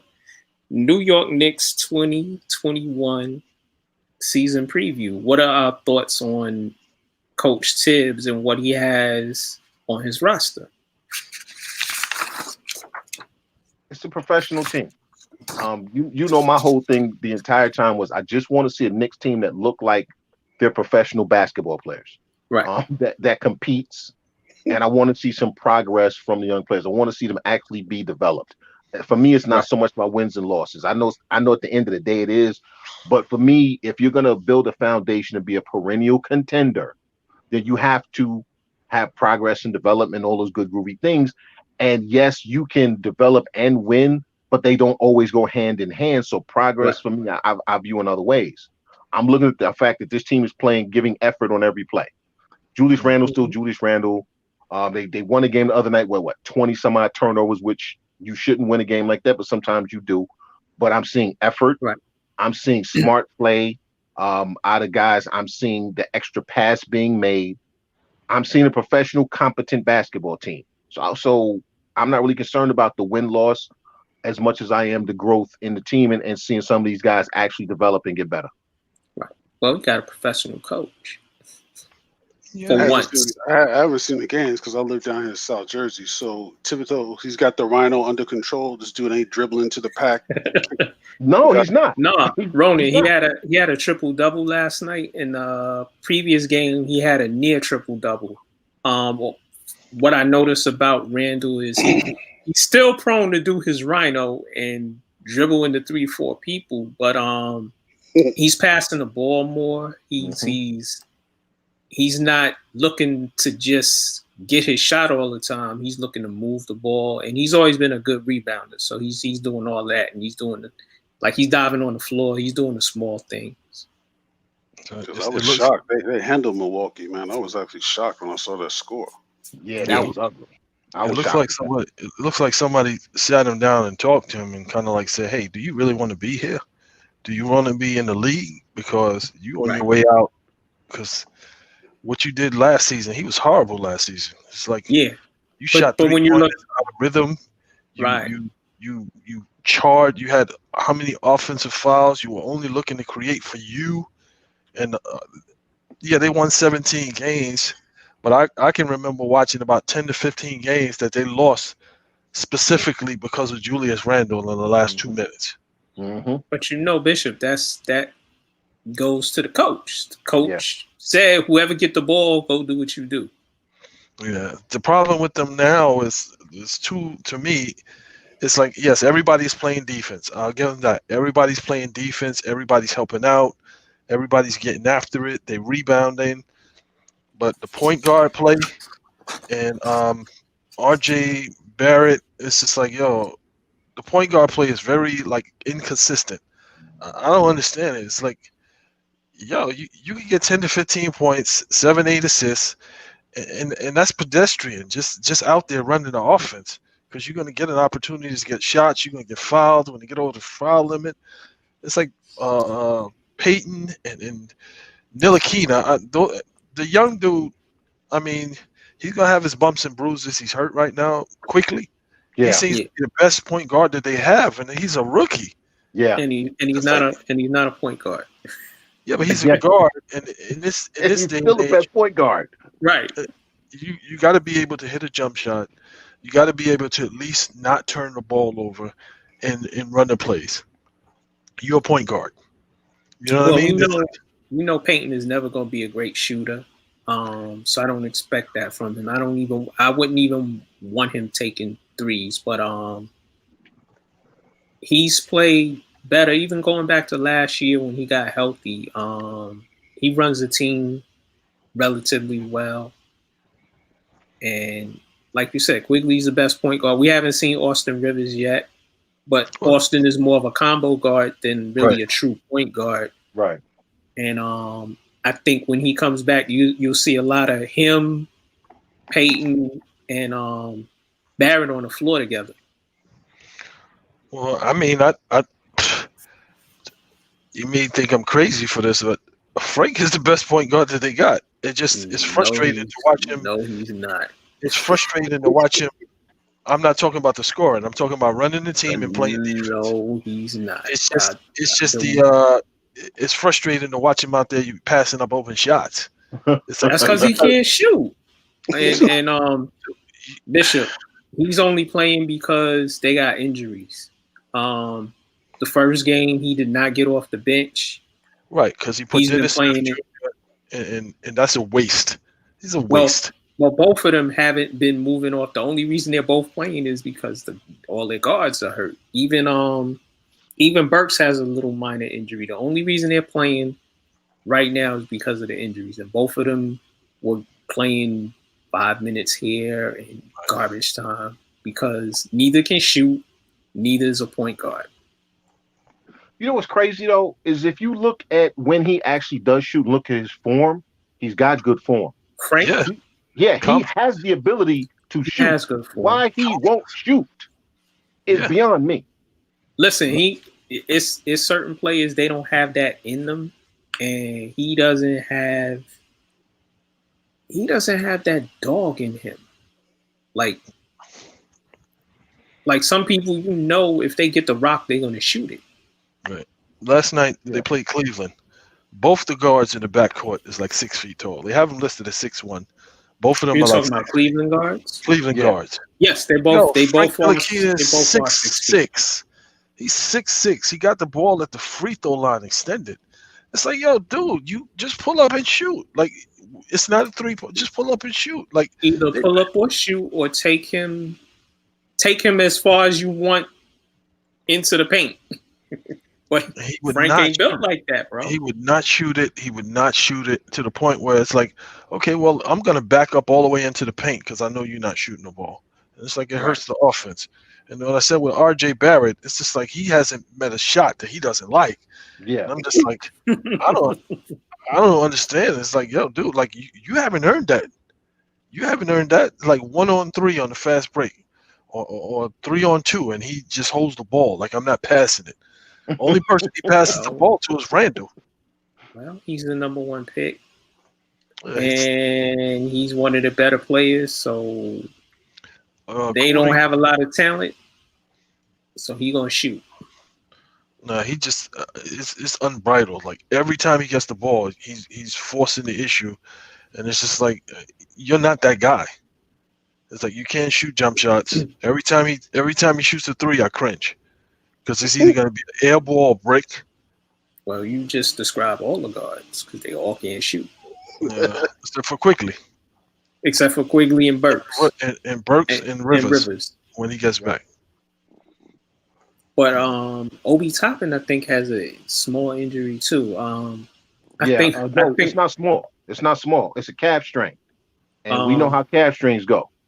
I think Randall saw that they drafted the Naismith National Player of the Year, and he was like, "Yo, I gotta go to the gym. I gotta get in shape. My contract ain't fully really guaranteed on the last year, so it's make or break this year." And I know he felt the competition. Plus, if the Knicks are smart, you showcase Randall so you could trade him for a piece, and that's what they do. I think that's what they're doing. That would be smart. But like I said, it's. I'd like to see them once they get Quickly and Rivers healthy. Right. Because Quickly might not be a point guard, but he's the point guard for that team. Right. He's better than everybody they got. But yeah, like you said, I'm not gonna give me 20 games. Let me see if this continues, or when they hit some adversity, do guys revert to what they normally do? Let me see how Tibbs starts shortening up the rotations, things like that. But listen, it's so far it's positive, and this season has been crazy because you got teams getting smoke checked, that shouldn't be getting smoke checked. So I don't know if it's a function of the short turnaround for some teams and a really long off season for some other teams and guys not being able to practice. But I think this is just going to be a really weird season, honestly. Well, the game against the Bucks, they just had a great defensive scheme. Like, they didn't allow Giannis to run wild. Big man didn't get in stupid fouls. He didn't get in foul trouble. They just stayed in front of Giannis, and they made it, difficult for him to go coast to coast. And they basically kept Middleton from exploding. And for some strange reason, they got Drew Holiday, but Giannis still feels the need to run the offense. Yeah, that's on the coach. Yep, and we talked about that. Remember, Bishop? I said I didn't trust the coach, even though they got Drew Holiday. I kept saying I don't trust that coach to just get out the way and allow his point guard to be the point guard. He's still giving Giannis the ball, saying Giannis run the team, run the team, run the team. At a certain point, you have to adjust to the coach. I don't trust that coach. Yeah, it's like you got Drew Holiday there. It's like, if you allow the point guard to be the point guard, Giannis is going to get a lot of easy baskets. He's not going to have to work that hard. And then you can focus on developing your game because, again, it's like if the Knicks blew you out, they beat Miami. Miami didn't have Jimmy Butler. And then I think tonight they lost to Miami. Yeah. So it's like you beat the brakes off Miami yesterday, and then you come back and you lose to Miami. So it's like, okay, well, are you really that good? With Giannis, the way you run in the team, it's like, let the point guard be the point guard. Like, Drew Holiday's work. This is going, like I said, this is going to be an interesting season because these teams, I don't think half these guys are even ready to play yet. Honestly, you know what I'm saying? I think some of them is going through the motions. It's going to be interesting, man, to see where some of these teams are come the 20 game mark, because there's going to be some teams that's not going to be doing well. They should be, and teams that are doing well that shouldn't be. I mean, hell, what we got to do is look at Washington.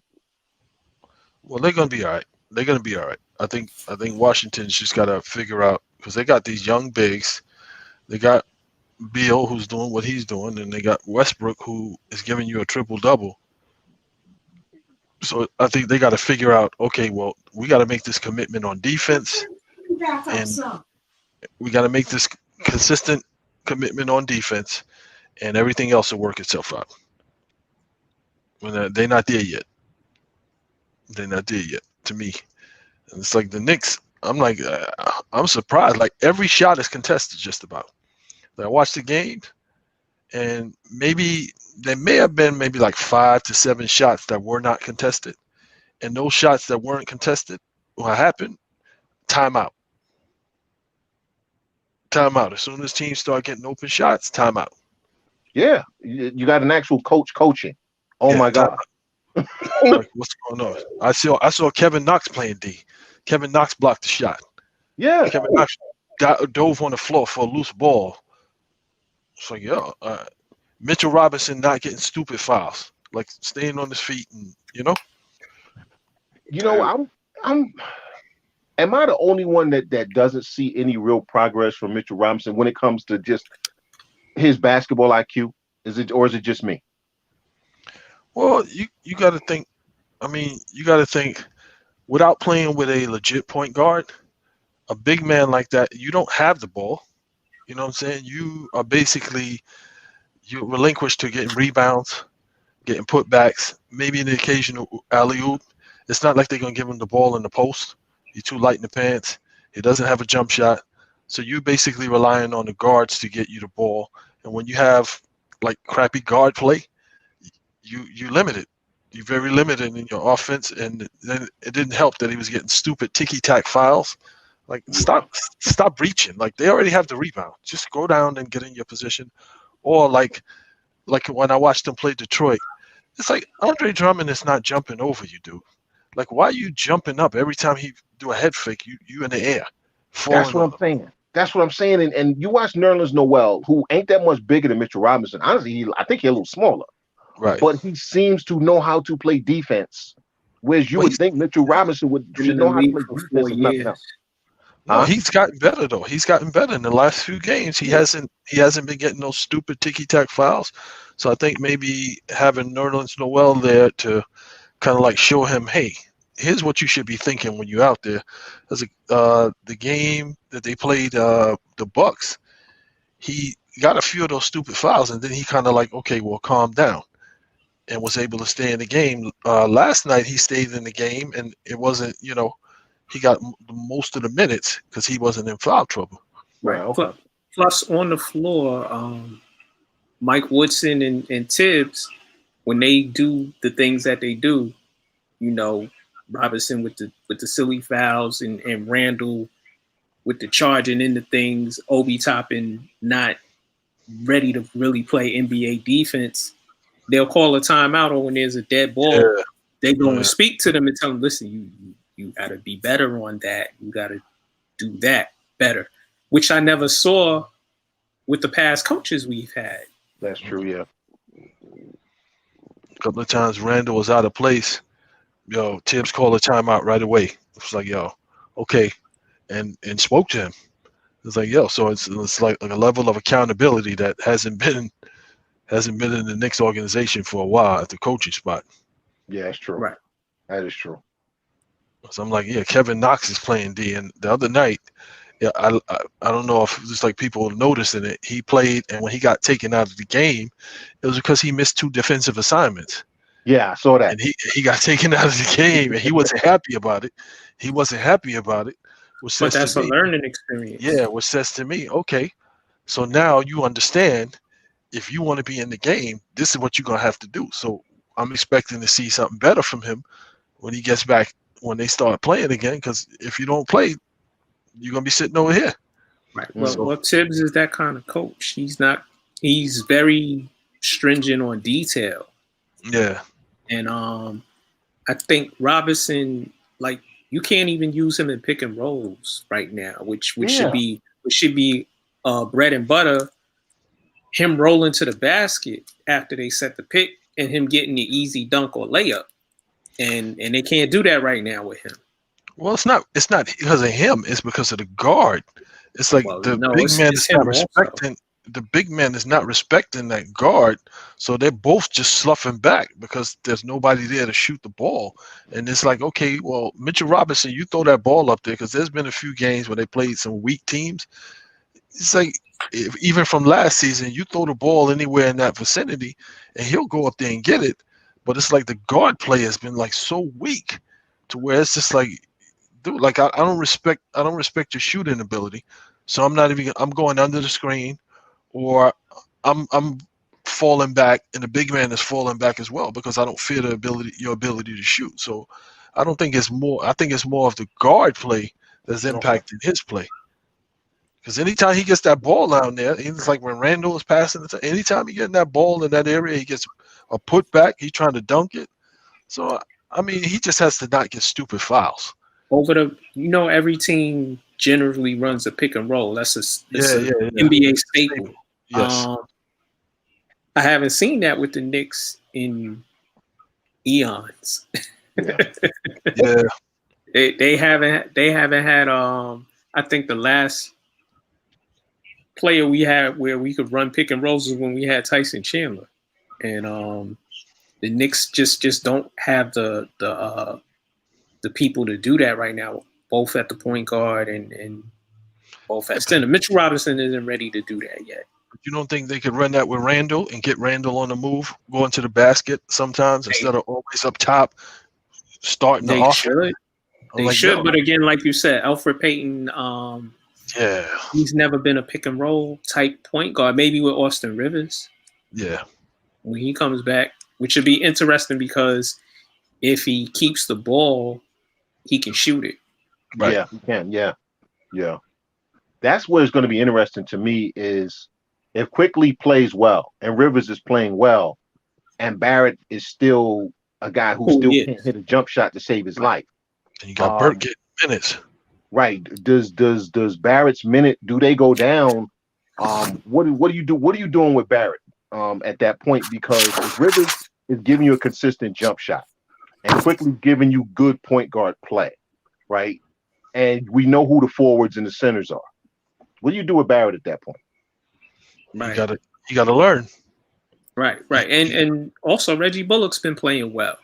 I know you don't like him, Chandler, but he's been playing well. We ain't talking about Sandra Bullock. We are not talking about Sandra Bullock. I'm sorry. Nah, Reggie been balling. He's been playing good defense. He hits the open shots. He's a stabilizing force. He need a haircut. Players. Yeah, he got it. And Burke. Yeah, Burke. You mentioned Burke. And Burke has been consistent too. So it's like they got good guard play. And it's like I cringe every time I watch the games, and I'm like, right. Okay, so you got guards. Why is Randall and RJ Barrett bringing the ball up? Thank you. Offense? Like, this is horrible. Like, why are they bringing the ball up and initiating the offense when you got guards there? That this is their job. This is your job to set the table for these guys to score. Bishop, I was reading the article. It's because they suck. It's because Dennis Smith Jr. and Frank aren't. Again, they aren't point guards. I wanted to address Obi Toppin. He said we know his father is a New York street ball legend, especially at Rucker. His mom played ball too. Yeah. Okay. He said, well, his mom. They interviewed his mom recently, and he said he doesn't like when she's telling him, you shouldn't be doing this. And Chandler, we spoke about this. In college, he hit the threes relatively well, but here in the NBA, I think maybe because the line is a little bit further, he's jacked threes, and she said, you don't need to be doing that. And right now, I think she said they live 15 minutes away, and presently she's been at his house, helping him adjust. And I guess she's told him, you don't need to be taking threes. You need to get yours at the basket. Yep. And that's what he needs to do right now offensively. And I don't think they need to force feed his offense. No. And I think Tibbs said it. He's concentrating on making him a better defensive player, which he drastically needs. That game against Detroit, Blake Griffin gave him the slowest The weakest head fake I've ever seen, and he bit on it. Oh my God, that was ugly. He jumped like 10 feet in the air and passed him. Blake Griffin turned, looked at him like, damn, okay. And sometimes, on the court, you make plays. It's the head fake really wasn't a head fake for him to try to score off of. It just was in the progression of him, how he was setting Obi Toppin up, and he bit on the first move. Yeah. So you gotta think like a lot of these rookies are not gonna be ready defensively unless you at the guard spot, and if you're at the guard spot, you got to play defense, or you're going to be eaten alive, because that's where all the trouble starts. If you can't stay in front of your man, then the guard's going to be penetrating, and everybody else is going to be getting in trouble because you can't stay in front of your man. So I'm for big men and for the forwards. I'm like, you got to give them maybe like half a season to get the speed of the game, to understand. Hey, everybody can jump here. Yep. Everybody's strong. Yep. Everybody's athletic. Yep. So maybe I need to think about this thing a little bit differently, because my athleticism is not going to get me out of it. As far as like shooting the threes, I'm like, yo, didn't he lead his conference in scoring? So he had the ability. He shot 37% from the three, and he shot somewhere near 50-60% from the field. Yeah, so he's got a mid-range game, and he's got a semi-decent low post, or post moves, I should say, not low post. He's got post moves. So it's like you got the athleticism, so you don't have to you don't have to be Kevin Knox. Because I did see him drive to the basket a few times, and I'm like, okay, so why don't you finish? Yeah, like why don't you do this? Why don't you do this? If you get 9 shot attempts, why half of them drive to the basket or short pull-ups? It's the offense, though. If you look at the offense they running, it's very perimeter oriented right now for whatever reason. It's very perimeter oriented, and that feeds right into with Randall bringing the ball up. Randall brings the ball up. He gives the ball. They give it to somebody else. They take a jump shot. There's nobody under the basket for a rebound because everybody's out near the 3-point line. And maybe that's obviously we all know that's the nature of the game. Every team is just jacking up threes, but yeah, you got to get better guard play. You got to get some of these guys down in the paint somewhere, because you're not going to hit every shot. So somebody got to rebound. Well, you did make a good point there, Chandler. You said, what's the name brings the ball up, passes it to Barrett, and then Barrett shoots it. He doesn't pass it to anybody else except for Randall. Right. So there's been a couple of times when it's like, yo, like this guy's open. Like there's a wide open shot there, and he'll only pass the ball back to Randall. And it's like, dude, you're in your second season in the league. Pass me that ball before I slap the shit out of you, dude. Well, that's like, yo, he's looking people away, and on a fast break, it's like a 3-on-2 for the Knicks, and he'll hold the ball and take it in. It's like, dude, like, I got it. You got some offensive skill set, but you're not that guy. You're really not that guy. And teams are realizing that, okay, we'll just back off him and let him shoot the jump shot. Don't let him penetrate. Randall is taking 16, he's taking almost 16 shots a game, 15.8, and RJ Barrett's taking 15 as well. Right. Burks is taking 10. Believe it or not, Elfrid Payton is taking 11 shots a game, and Bullock is getting 8. When Kevin Knox is in the game, he's taking 5 shots a night, but he's averaging almost 50% from the field, and he's averaging 40% from the three. And I know it's a small sample size, but that's good for right now. Yeah. For Knox, if he continues, I would want him to shoot somewhere, since he plays a lot on the perimeter.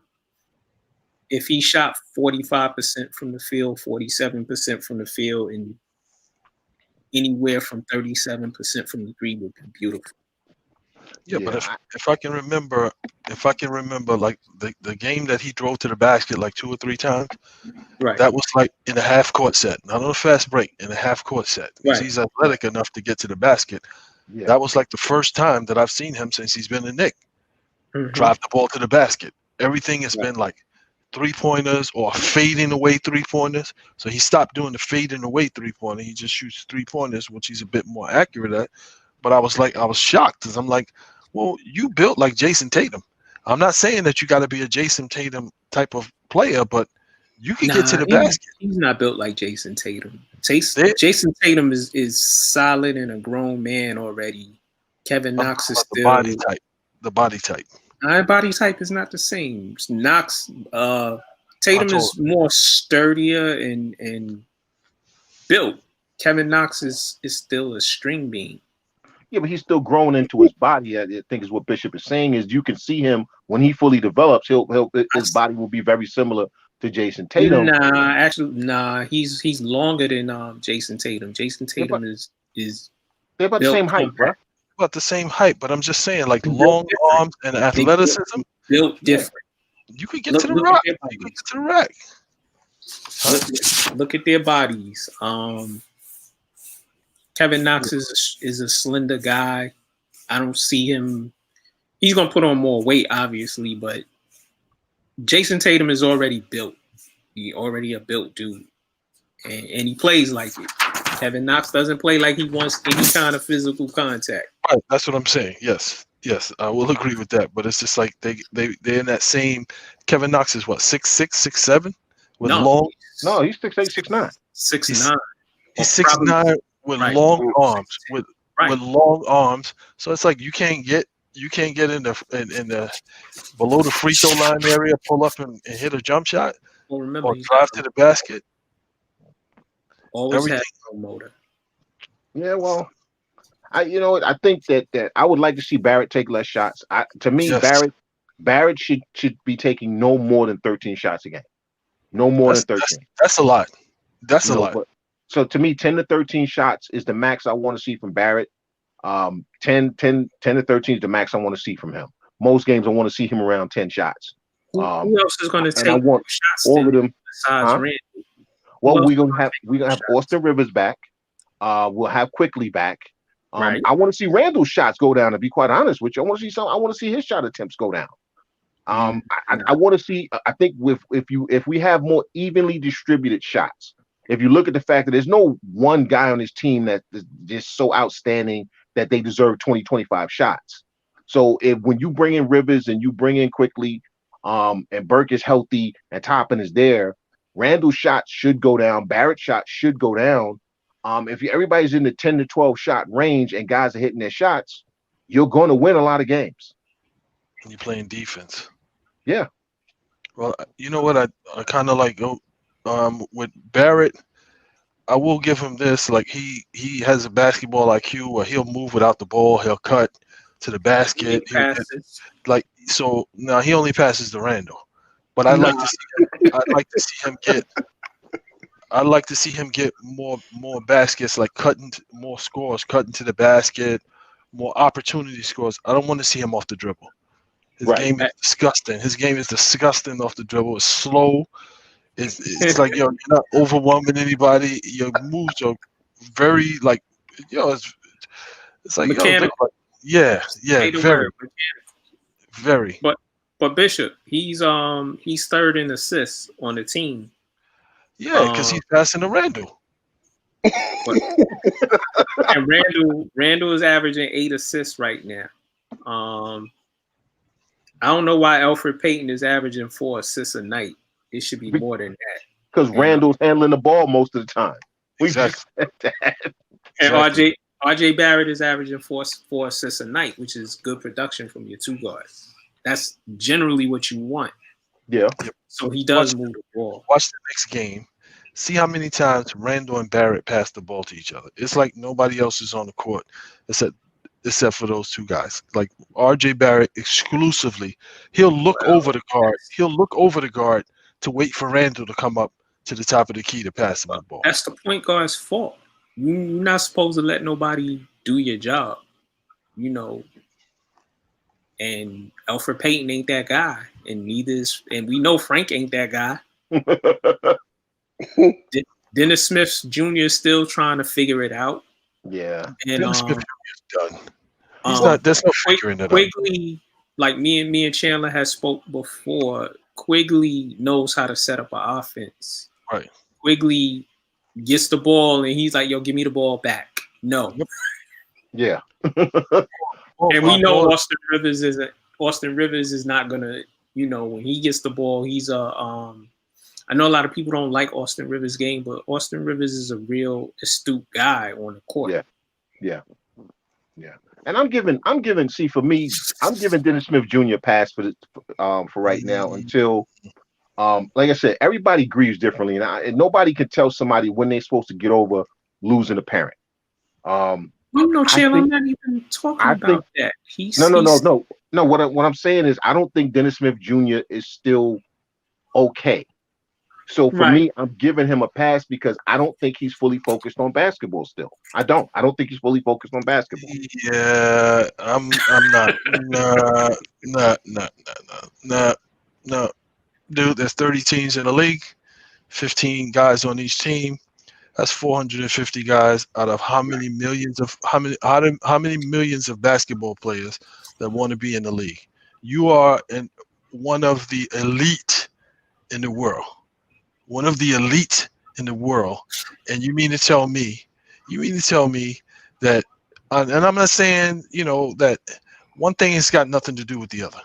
If something happens to you in life and you got a job to do, you can't bring that to the job. Some people do. You got to still perform your job. And some people don't. Some people can. It takes time, and that's not to say that the job doesn't get rid of them or anything else. But some people, it takes everybody different, deals with everything differently. It takes some people other time, and you know what? I take it back to Eli Apple. I'll take it back to Eli Apple when that season he had where everybody was, "Oh, what's wrong with him? He can't play that and the other." When his mother was having brain surgery, and nobody wanted to talk about the fact that this kid who was working than his mother, and he was terrible that year. Okay, terrible. Then he got away from the Giants and went somewhere. His mom got better. He started playing better, and he did not. Was he ever a first-round talent? He was never a first-round talent. Was he a good player? Yeah, he was a good player. He was a good, serviceable player. So what I'm saying is Dennis Smith Jr. may never live up to the physical talent that he came out of college with, but he is better than what he is. But for me, and it's just for me, I'm looking at everything that's going on in this kid's life. And I'm saying he got traded, which is hard for a player. Then you went to a team with a coach who didn't want you, and then you had what happened in your personal life where you lost your mother.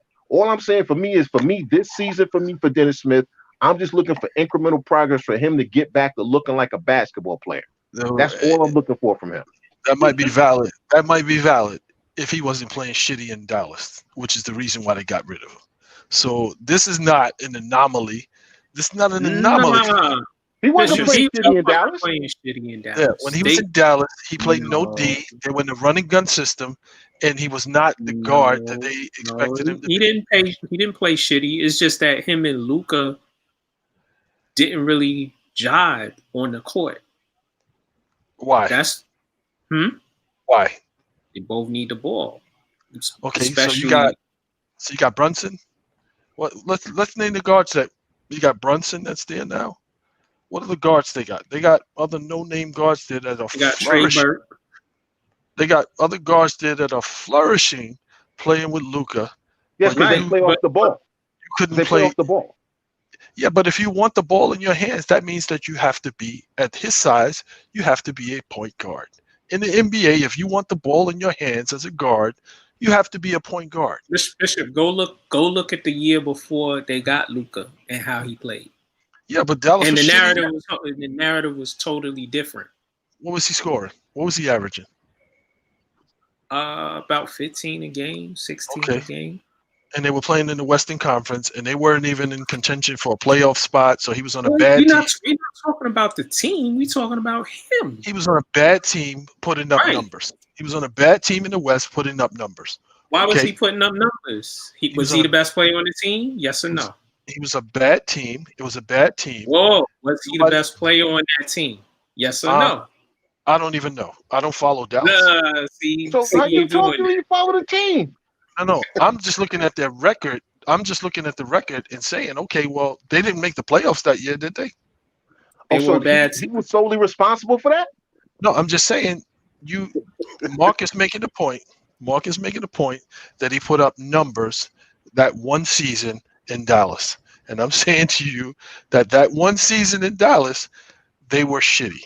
So yes, that's like putting it's not even the same team that he. It's up not even numbers. the same team that it was when they had him start. It's not even the same team. Three-quarters of that team has been turned over, so there is a better roster. The fact of the matter is that he's not a point guard. He's a scoring guard and a point guard body. Okay, which he needs he's a ball dominant guard, and he can't, and he was doing well, but it wasn't a good fit with him and Luka, so they moved him on. It wasn't because he was playing shitty. It wasn't a good fit. It happened. So you have a whole oxymoron here. This is the litany of excuses that you're giving for this dude. I'm not giving excuses.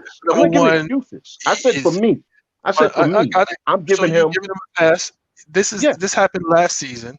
He's still going on with the same thing this season. It's like he's a two guard in a point guard's body. You can't shoot. You can't shoot. Your basketball IQ is crappy. And you in the Eastern Conference, which requires you at a guard spot to play defense, and you got outplayed for a starting point guard role on the Knicks by Alfred Payton.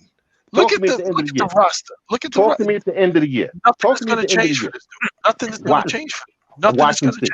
I'll bet you the quarter. The same quarter I bet you about something else. I forget what it was. I'll bet you that same quarter. I'll give you 3 quarters. Nothing's going to change. 1 quarter. I might not have the extra 50 cents. I can only do 1 quarter. Still owe Chandler iced tea. Nothing's going to change. Like, when I watch him play the same way that he played last season, looking scared out there, looking indecisive. And that's not how he played in Dallas. Exactly. Okay, and again, I'll say it was a shitty team, and he was putting up numbers because he could get the ball and just go. Now you actually have to think about it. Now you actually have to provide a skill set that the team needs. You can't just go out there freelance. Which means he has to be developed, which didn't happen in Dallas. And then for damn sure ain't happened with Fizdale and that crap he was running. The thing is, if Tibbs didn't want him on his team, he wouldn't be here. You can't move him. They can't move him. Sure they can. To who? They could just cut. Listen, if Tibbs didn't want him, they just cut him. Don't get it twisted. Well, how much is he making? I'll tell you in a second. Y'all keep talking. He ain't making so much that Tibbs said, I want him gone, that he won't be gone. He's still on his rookie contract? Yeah. What's his rookie contract?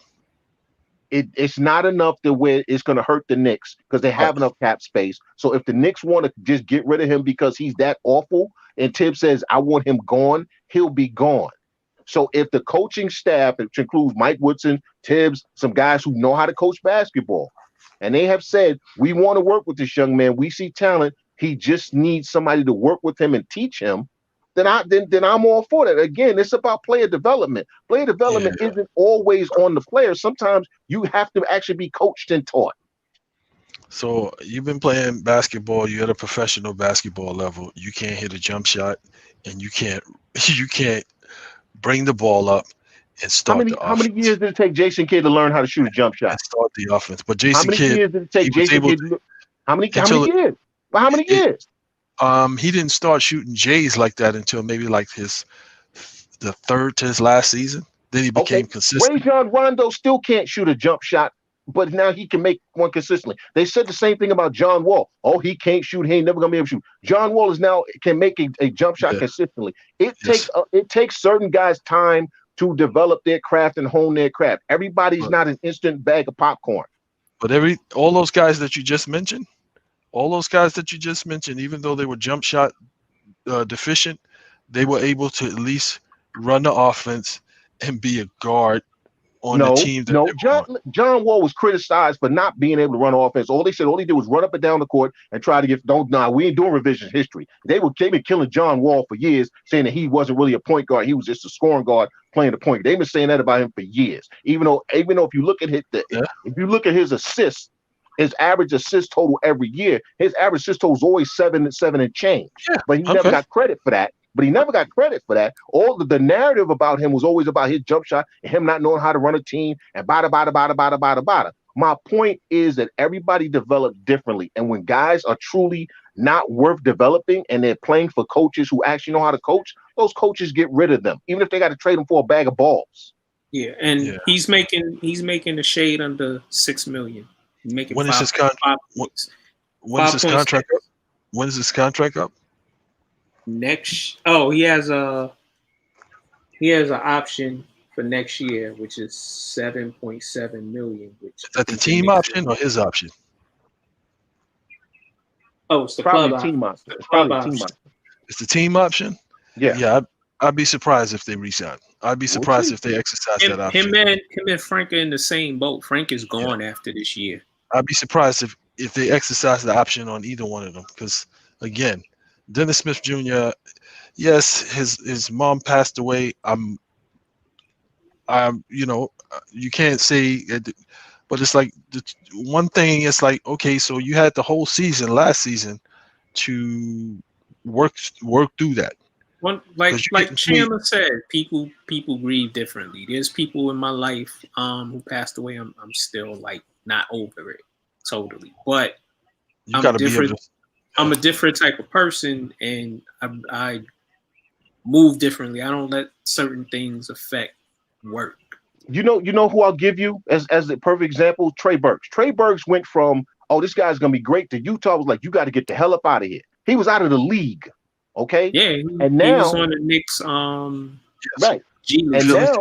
And now what? Now he's an integral part of a team that took him and said, listen, we see something in you, all right, and we're gonna help develop you.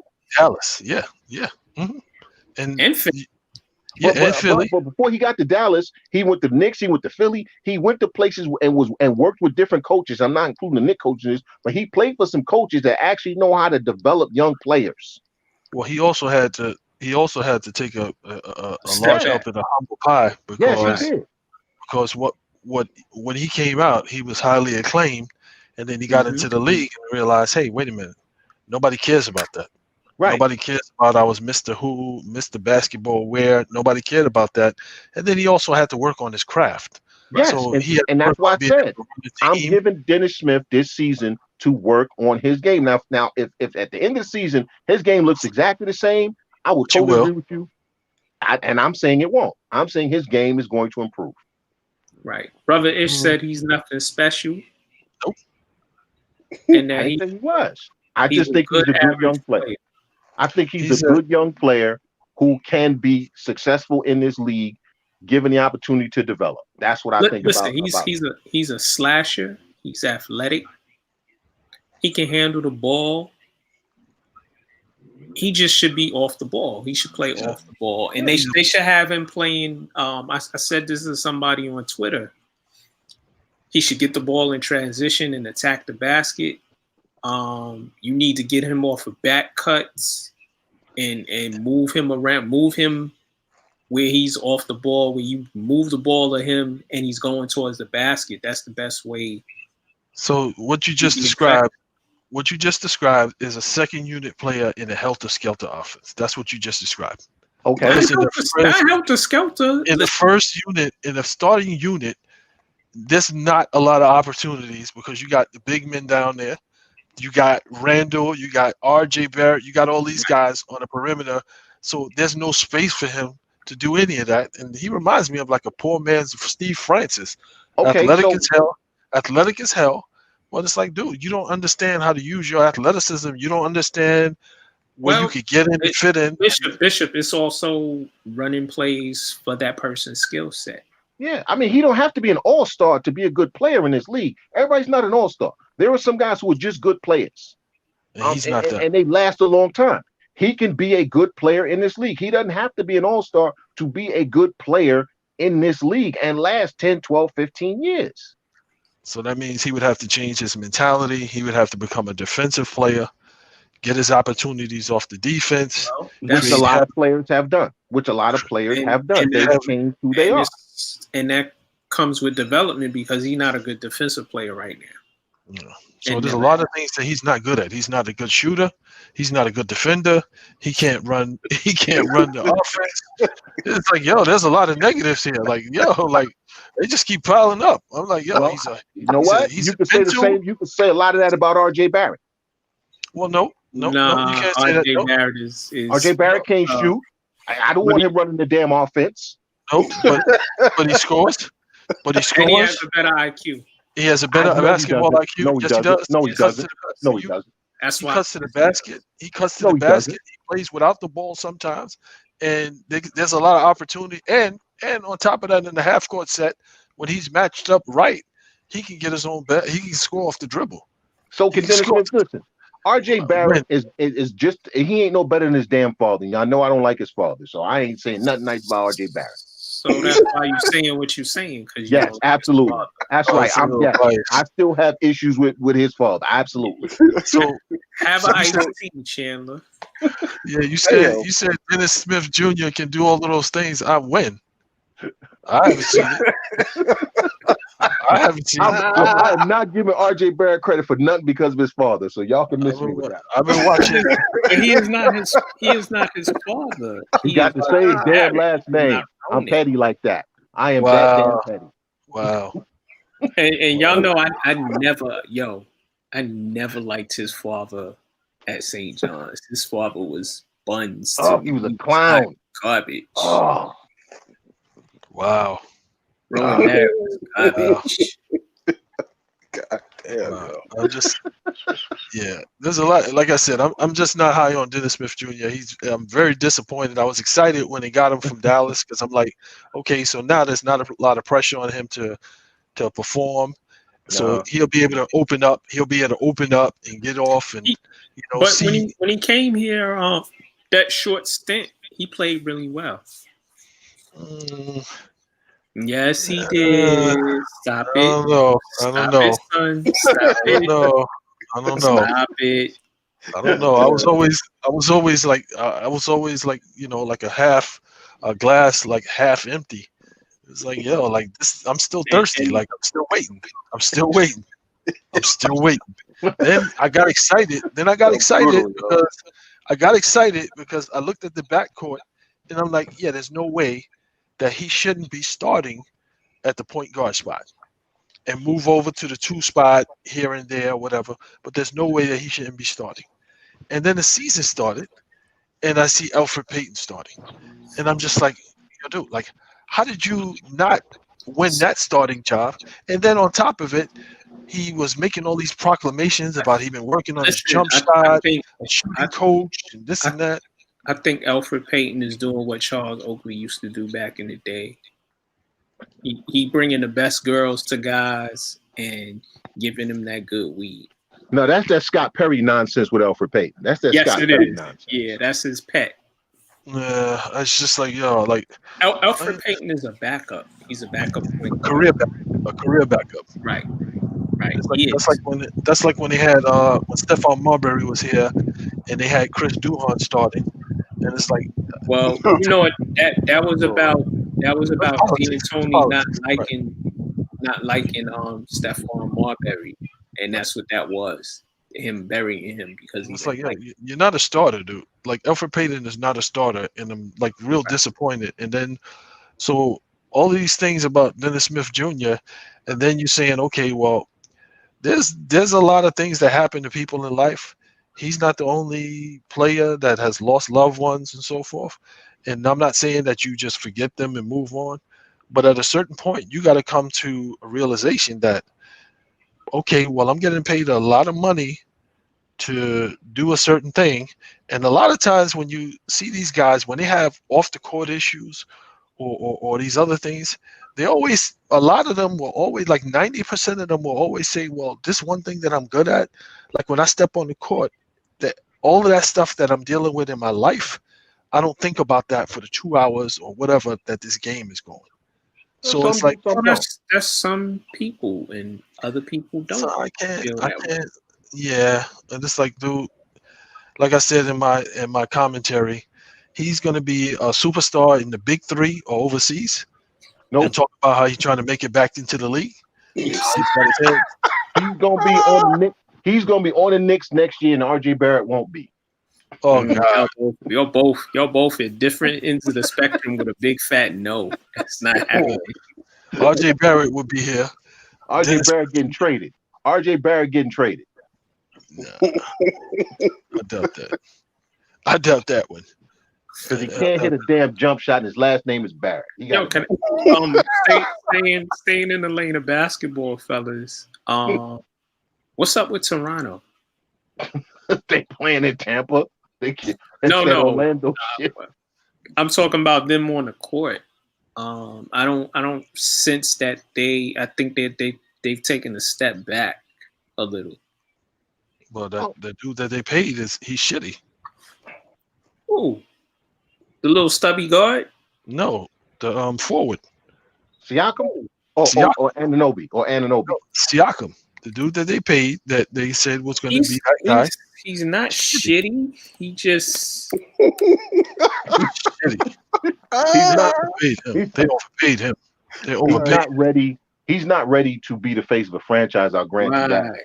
But I also believe that they are being impacted by having to live in Florida when they used to be in home. It's a lot going on with them, and I think it's just going to take them some time to get acclimated to the situation. But is Siakam a franchise player? I think he can be, but he's not yet. And I think they're asking him. I think they're asking a little bit too much of him right now.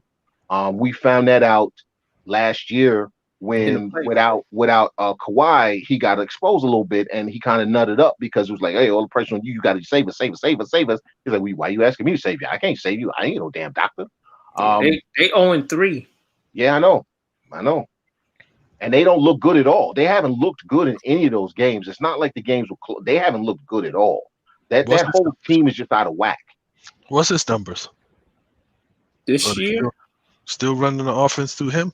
Oh, he's averaging 18 points a game, 9 rebounds, 4.7 assists.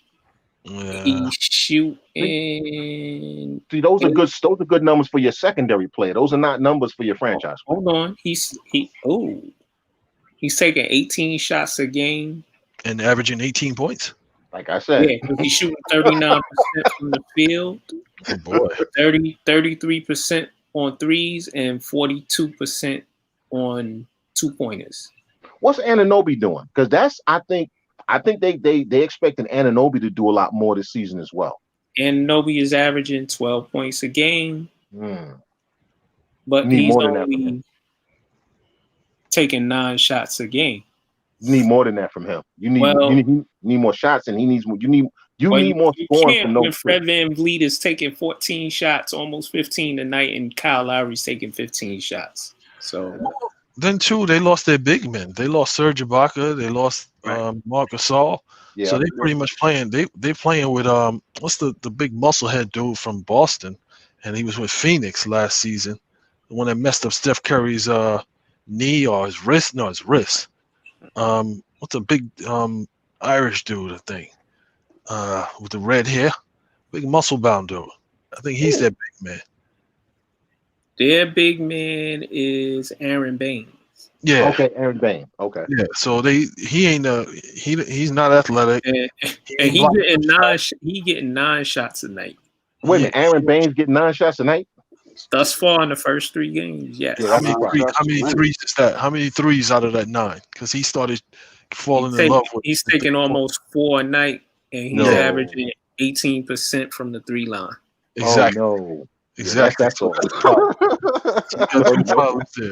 Your big man, you don't have any rim protection, and then you got your star player taking 18 shots and only averaging 18 points a game. Yeah, that's. Yeah. Nobody on their team is hitting 10 shots a night, and nobody is really going to the free throw line. That's the problem. Yeah, and they used to play inside out. Even though they shot a lot of threes, they really played inside out. Well, those 2 guys are gone, Chandler. Yeah, but you can't have Aaron Baines out there jacking up threes. Yeah, well, you knew what you were getting when you signed him. Yeah, well, that's we go back to coaching. That's on Nick Nurse. You knew what you were getting when you signed him. You letting him get buck wild with the 3. And then what's in Siakam? I was really disappointed in the bubble performance. And Yeah, when he played Boston, I'm like, dude, like this dude is not a defender. Like Brown, he's not a premier defender. Like when you think about Boston and their defensive stoppers, Brown is like the sixth person on the list that you would think about as a defender, and he had you in his pocket for the whole series. And it's just like, yo, like that's unacceptable for the money you making. That's unacceptable. Yeah, well, just because they paid him like a franchise player, don't mean he is one, right. unfortunately. And I don't think he is one. I think he's a great complimentary guy. He's a great number two, but I think they're asking him to do something that he's not capable of doing. Right. Do y'all think that Van Vliet got what he deserved money wise? Absolutely. Is he worth what they signed him for? Because he has to produce now.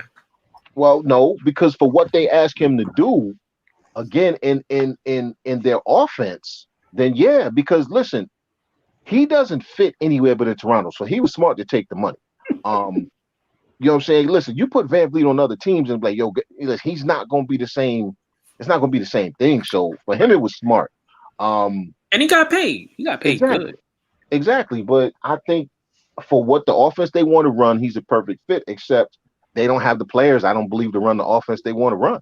So now it looks like you overpaid him, and because you're asking him to be way more than he is.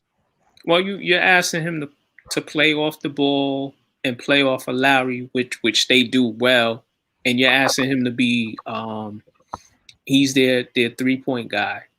But it sounds like you're asking him to be part of carrying the team, and that's not. You know what I'm saying? He's a piece. Right. He's their secondary ball handler because he averages 6 assists a night. Well, really, the ball is in his hands, Siakam's hands, and then Lowry's hands. Yeah. Now, you want to talk about a team that can use James Harden. The Raptors can use James damn Harden. No, they don't.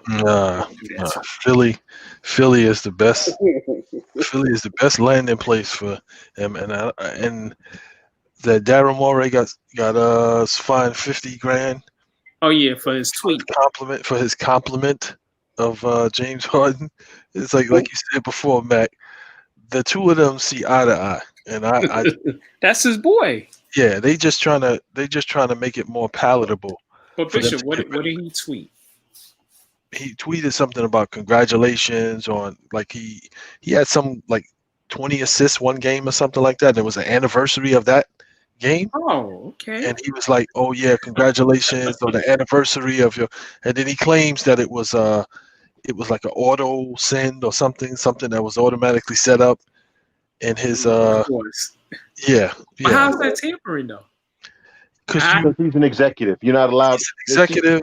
Yep. Well, you're technically not allowed to talk about other players by name when you're on a team. Now we all know though that they pick and choose how they do this because when guys are getting interviewed on TV, they ask most players, they talk about them. I don't hear about them getting fined. So it's funny how they pick and choose when they want to claim tampering. No, they did Draymond Green. They did Magic. They pretty much consistent with that. I know where Magic was with LA. That's partly why he stepped down because he couldn't mentor people, couldn't talk. You know, Magic is a chatty patty. Yeah. Yeah, but I've heard other coaches mention other guys' names and executives talking about a guy, what a great player a guy is, and not nobody hit him with tampering. But there seems to be the same few guys that constantly get it with tampering, which is Draymond Green, Magic when he was executive, Morey. There seems to be those three guys constantly getting hit with the tampering. Yeah, it's just me. Just what it seems like to me. To a coach, when you're talking to a coach, no, I'm saying when they're talking to a coach and the coach is giving them a perspective on a player, and you're talking to somebody who has the power to trade for a particular player or somebody who has the power to influence whether somebody comes, it could be deemed as recruiting. Daryl Morey, it's like he's working behind the scenes to get James Harden in Philly. Probably. Because it's like, again, if you look at even out of shape, you can say he's out of shape, so forth and so on. He gave you 44 points and 17 assists off of like 22 shots. like 12 for 22, and that's coming in out of shape. And 17 assists. That's not playing in the D'Antoni system. 17 assists is him moving that ball. But I don't think Doc wants. I think Doc wants to coach Simmons and Embiid, and I think that was one of the guarantees that Doc got, that he would get one season with both of them to coach both of them. I think that was a guarantee he got to take the job. I don't know about that. He got fired on Monday. I hope he don't come to Philly, man. I live down here in South Jersey. That's the last thing I need is to see James Harden's face on the news every goddamn day, yo. When have you heard about? But I'm saying, when have you heard about James Harden and some bullshit? No, they just. I know. I'm just saying how Philly rolls, man. They'll be like, "Oh, James Harden this," until he does something whack, and then they'll turn on him like they do everyone else and shit. Yep. You know what? They'll try to run him out of here. If he giving you 34 points a night, it's gonna be pretty hard to. No, they're crazy down here. He can still get 60 points tonight. They bring home that trophy, they'll run his ass up out of here, yo. Philly didn't want. They booed Donovan McNabb when he was drafted. Shit, they threw snowballs at Santa Claus, man. Yep. Right. And when Michael Irvin hurt his neck, they were throwing snowballs at him when they were carting him out of the stadium. Sharon too. See, that's right. See, there it is. I mean, listen, they criticized Doc. They were criticizing Doc at the end, like, "Yo, Doc, you got to go, man." Doc, right? Mike, Mick, all of them. Yeah, but I can't imagine having Harden and Embiid on the same team. Right. Yeah, pick and roll. Listen, y'all know how I like to roll the other cities wearing New York gear. I don't do that in Philly. Nope. Can't do it, though. What do you expect, man? They got a trophy, a statue of Rocky Balboa. What the hell do you expect, yo? The extra food is a goddamn cheesesteak. So I try to roll through Philly on the humble. What's up, brother? How you doing? Thank you. Yeah. I know I sound different. Yes, I'm from New York. God bless you.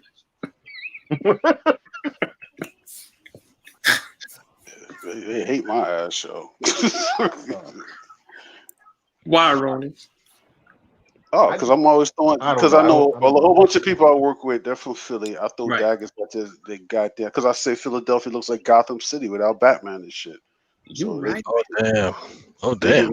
They get mad at that shit. I was like, y'all go there and y'all lay out, reefs down and have an altar to Rocky Balboa, a fictional fucking boxer. Right. When it should be Joe Frazier.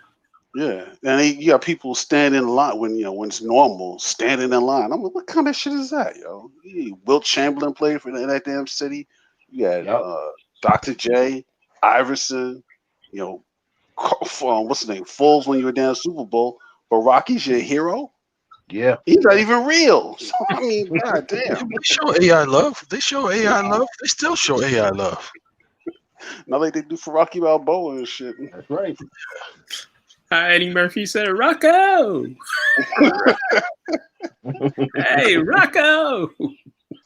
I troll the shit out of Philly. Goddamn Gotham City without Batman. Shit is just they got good food. I give them that. Oh yes, they do. Yeah. That's why Joel Embiid can't get in shape. Well, you're right about that shit. He can go get right down there, Germantown Avenue. There's a whole bunch of nice little restaurants for his ass to go in there and get food. Yeah, but if you had Harden on that team, and only thing he had to do was give you 20 and 10 a night, only thing Joel Embiid had to do was give you 20 and 10 a night, he could do that in his sleep. Bishop, you see, he's playing with a different coach, right? He's still jacking up shots, and that 44-point game they lost. By the way, yeah, but it wasn't because of him. It was because he passed. They lost. They lost. Yeah, but he had 17 assists, Mark. 17 with a loss. Yeah, but because those dudes were missing layups. Empty calories. Yeah, that's still not a. I mean, if it was easy, everybody would be doing that. No, your guys should not go off and you lose. It happens. Triple double.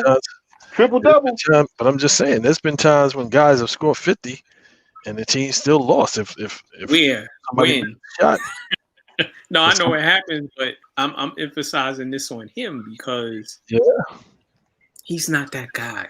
He's just no. that guy. He's not. Oh damn, man. He's not. They need to give Harden and Westbrook their own team and let them just shoot. That's all they both want to do. No, Russell doesn't just want to shoot. Whatever. Wow. Russell just How many games have they won in Washington? I'm curious. 0. None But so far. Russell, Okay.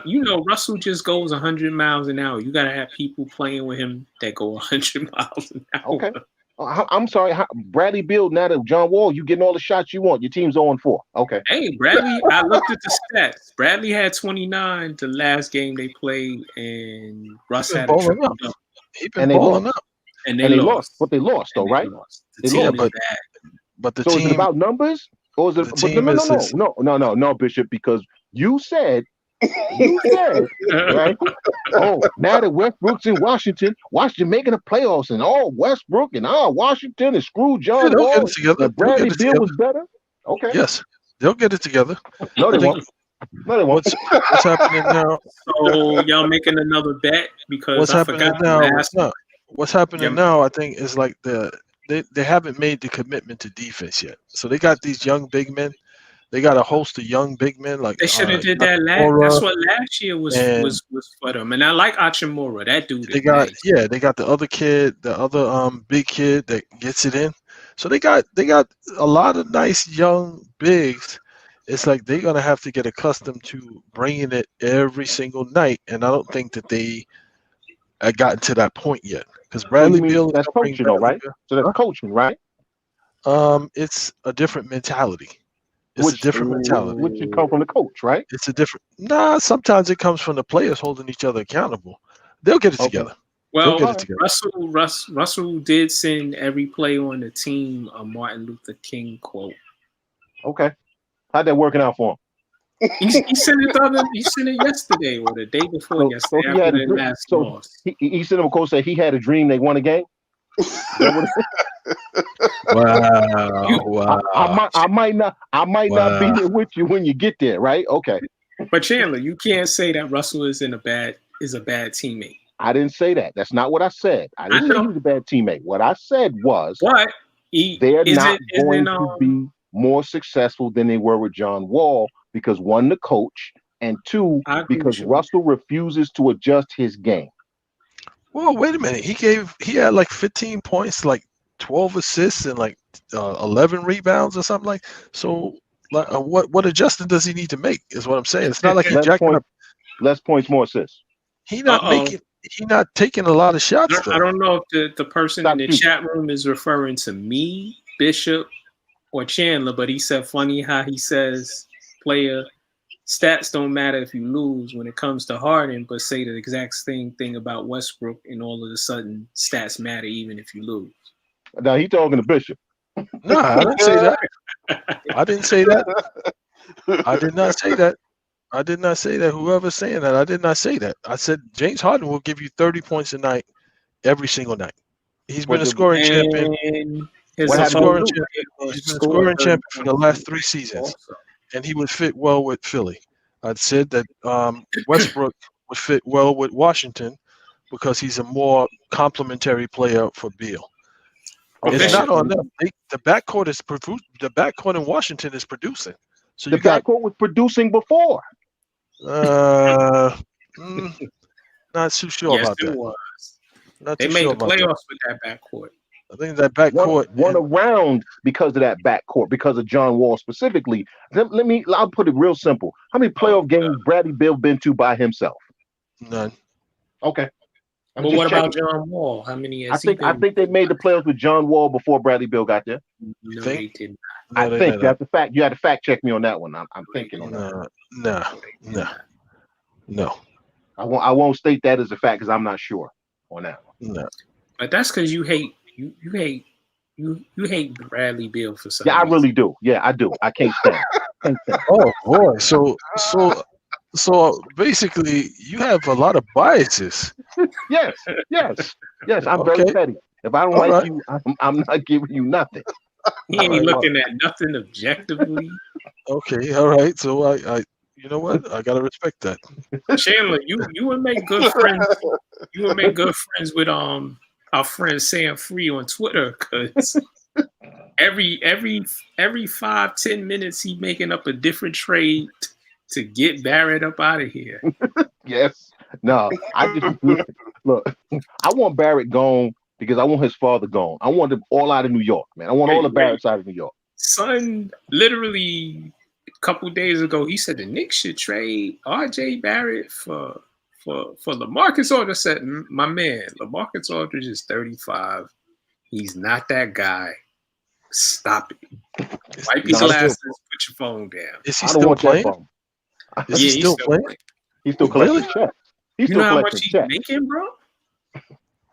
San Antonio made the wrong move in getting him. No, they didn't know. You know why they didn't? Because in that market, if they're just competitive and look like they're gonna make the playoffs, the fans are satisfied. I got San Antonio fans that don't. I got San Antonio friends that don't like him, and I've never been enamored with his game. Yeah, big shoes to fill though. He had Tim Duncan, David Robinson. He had big shoes to fill. Yeah, they gave him like $175 million. Yeah, he had big shoes to fill. It's like he ain't that guy. He's a complimentary player. He should never be the guy you looking to ride with. He's Eldon Campbell. That's who he is. He's Eldon Campbell. Damn. He's a guy that with a lot of talent that disappears all the time. You sometimes forget he's on the damn court. Oh damn! Tell me you haven't watched the Spurs game and forgot LaMarcus Aldridge was even playing. Yeah, I forgot I didn't know he was still in the league. And he's on the decline, and he's injury prone right now. Let me see how much he's making. He making a grip. All right. Yeah, he ain't paid lovely, yo. And he got Pop to beg him to stay. Think about that for a minute. He got Pop to beg him to take that money. Pop is entitled to one mishap. Well, he got two because he screwed up with Kawhi, so he got two on this record. No, Kawhi left. That's not on him. Yeah, but the situation became untenable, and he had to leave. The situation, and again, Pop was orchestrating that because it's like, when has Tony Parker ever spoke up to call somebody out? That was some nonsense when that happened. I was like, what? Yeah. Oh, he's making $24 million this year. This is the last year on his deal. LaMarcus Aldridge. Now, who signs him next season? Who you think signs LaMarcus Aldridge? Listen, he got to get that veterans max, that veterans minimum, because he's gonna be 36 years old. So the Clippers will sign him then and give him like $75 million. He'll be attractive to a team that wants to take his salary so they can dump it. No. The Clippers going to take him and sign him to a deal like they gave Paul George. That's all. Nah, they not. Yeah, we got friends on me. I got friends on Twitter. They like, Paul George is going to be MVP this year, and I'm just like, I'm not even going to answer your tweet. You mean the same Paul George that said it was no big deal? They lost by 51 points. Okay. Oh, he said that? Yes, he said it was no big deal. See, I like Paul. They said he's going to be MVP. Yeah. See, they must be playing a lot of NBA 2K. That's what they control the Clippers. That's why. Yeah. That's how he's gonna be MVP. Come on, man. That cat ain't gonna. He's not gonna be the MVP. Oh, brother in our chat room said Kawhi leaving was not Pop's fault. That was Kawhi's uncle's fault. No, it was Kawhi. I think he just didn't want to be in San Antonio no more. And Uncle Dennis said, "Yo, you got to go." And actually, I guess, remember, Chandler, we all spoke about this, his injury problem. Yeah. Listen, we need I need an Uncle Dennis to get me paid. That's all I know. Right. Well, Kawhi was going to get paid regardless of Uncle Dennis, but his injury situation, I think he didn't like what San Antonio's doctors were telling him, and he was like, yo, I'm up out of here. Y'all just want me to play hurt. You know, I think his knees are far worse than they talk about. Probably so. You know, because if you look at just sometimes where he goes up and down the court, he sometimes he walks like Rudy Gay, and we all know Rudy Gay needs a shot. Well, ACLs blown to bits. He ain't got no damn ligaments in his damn knees anymore. Is Rudy Gay still on San Antonio? Yep. I like Rudy. I always like Rudy Gay's game. I did too, man. 15 off the bench. Yeah, I just wish he'd have been able to, been able to really stay healthy. Cause oh my goodness, man, that Rudy has. I mean, he got talent, man. He just ain't got no knees. Right, and Memphis did him dirty. Yeah, they did. I was like, that's the play on the team. That was the glue guy to your team. And once he left, they weren't the same anymore. No, I hope they don't screw up Ja. You know what I'm saying? That's the only thing. I hope they don't screw up Ja's career. I don't think they will. He's staying hurt though. Yeah, well, it's the way he plays, Bishop. He reminds me it's like a taller version of Allen Iverson with the way he attacks the basket. Yeah, but he's a big man though. Well, he ain't a big man, and he's 6'5", 6'4". Oh, you talking about John Morant? Yeah. I thought you were talking about the other dude, the big man. What big man? Jaren Jackson. Jaren Jackson. Yeah, he can't stay healthy, man. That kid cannot stay healthy. He stay hurt. Yeah. I had people this morning. We were talking about Cat this morning. I don't want him on the Knicks. I like Karl Anthony Towns. I do now. Honestly, I do now. Because if you listen to some of the things he said, he went through a lot. Right, he did. And it sounds like he's grown up a lot. It sounds like a lot of that just kind of punched him in the face and humbled him. Honestly, he sounds like an adult when he talks now. Right. I listen. I like him as a person. I'm not sure about him in New York because we tend to eat people up. Yeah. The media and the fans. Yeah. And granted, he's a top 5 talent. Huh? Yeah, he top 5 talent. Yeah, but do you remember in college he was a really good defensive player? Yes. Now he can't play defense to save his life. Is that him or the coaches? It's the NBA. You know, defense is about effort, bro. Defense is about effort. Spend my energy on offense. Yeah. Spend my energy on offense. Yeah, there's a guy I play with. He goes all out on offense. And then you look, he's got his hands on his hips. And I'm telling guys in the gym, yo, run right at this fool. Y'all don't see shit. And it's about energy. And for some reason, Carl, and I don't think anybody's challenged him to play defense. Minnesota is just a screwed up organization. It is, yeah. It is. Bad market. Go ahead, Chandler. I was gonna say, I think now he could play for Thibodeau. I don't think he could play. I think now he could play for Tibbs. Right. Would do you think Tibbs would accept him? I think so, yeah. Because Tibbs strikes me as a coach is like, listen, if you're willing to play hard, then that's all that matters to me. All the rest of it, he doesn't seem to have a whole lot of ego. You know what I'm saying? Right. They got an interesting roster. They got Rubio. They got D'Lo. They got the kid Anthony Edwards. They got a nice little crew. Yeah, the kid Edwards who says that he don't even like basketball. Yeah, that's gonna end well for him. Hey, you don't have to like basketball. Curtis Martin said he ain't like football. Right, but Curtis Martin put the work in. I don't know if this kid Edwards is gonna put the work in. Well, he's been playing hard. He's been playing hard every game I watched him play. Yeah. Oh yeah. Okay. I haven't gotten a chance to watch him, so he's been going hard. Okay. That's good then. Ricky Rubio coming off the bench for Minnesota because D'Lo is that good right now. Yeah, I like that though with Rubio coming off the bench. I like that. That's a good fit for him right now at this stage of his career.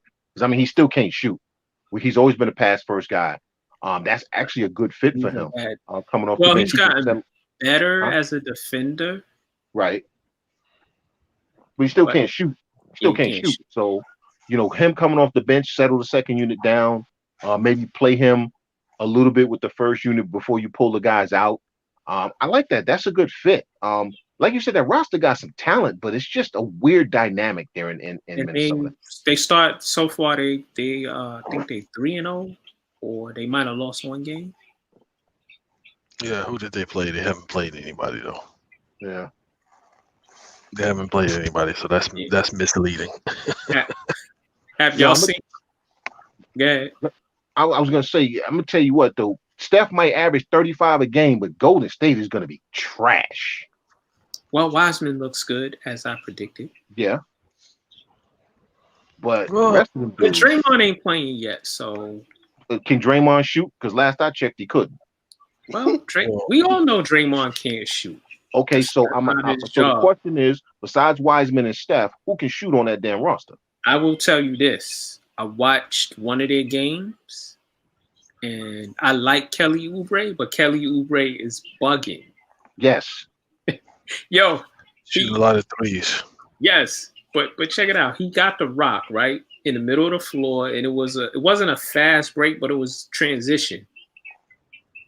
He had Steph on his left, and he didn't pass him the ball. He took it and tried to drive, and he did a Julius Randle. He dribbled into two people and missed the layup. And I'm like, I have to sit you down next to me. Why didn't you pass the ball to open Steph? That's what I'm saying. If you look at the players, Oubre is on some, I'm trying to prove I'm good enough to be here. I can be the next Clay. So he's just playing like a madman. And Wiggins is Wiggins. Yeah, Wiggins is jacking up threes, knowing damn well he can't shoot. You got a bunch of dudes who can't shoot on that roster.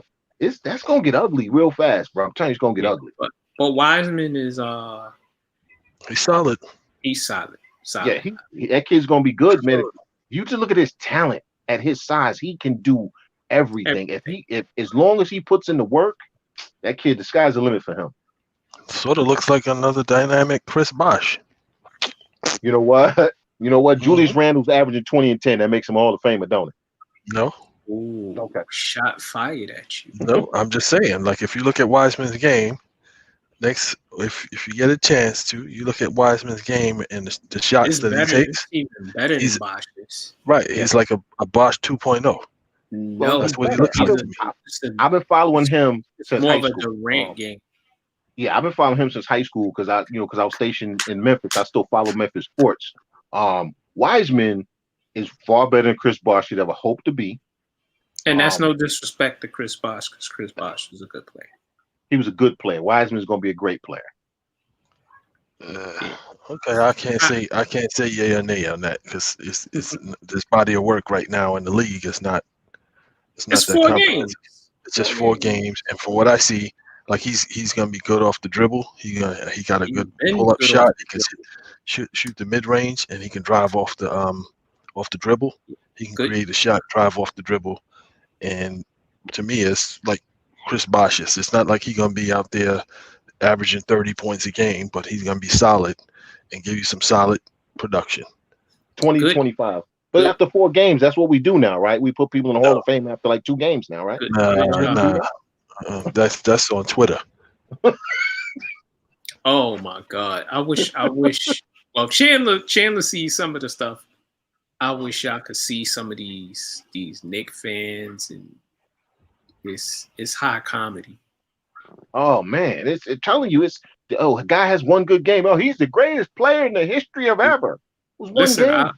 I like Quigley. Dude say he's the next Clyde. Oh boy. What? That person probably never even saw Clyde play, first of all. Oh my, it's that's the part though I hate about sports now. Because I remember when we were growing up, it was never about proclamations of who was the greatest ever. It was who was the best at that moment. You would have the arguments about, and sometimes even fights. But it was never, this is he's the greatest such and such of all time. We didn't make those proclamations because we knew better. Right. These fans now, you have one good week. They want to put you in the damn Hall of Fame and build a statue. Right. Also, y'all know I hate the Celtics, but I did like KC Jones. Casey Jones would listen. I hated the Celtics, but I always liked seeing him sitting on the bench because he was one of the few black coaches. He was successful. They never could say nothing negative about him. He had played. He was a good player, a really good player. He was a good player in college. Solid grown ass man. Yep. In Boston. Yep. And people don't even talk about the fact that it was him and Bill that won the 2 national championships for University of San Francisco. The University of San Francisco. Okay, that's how good he was. I think KC Jones is one of the only people to win a national championship, win an Olympic medal, and win an NBA championship as a player. Yeah, he's got 12 championships between playing and coaching. 12. Oh yeah, he the ringmaster.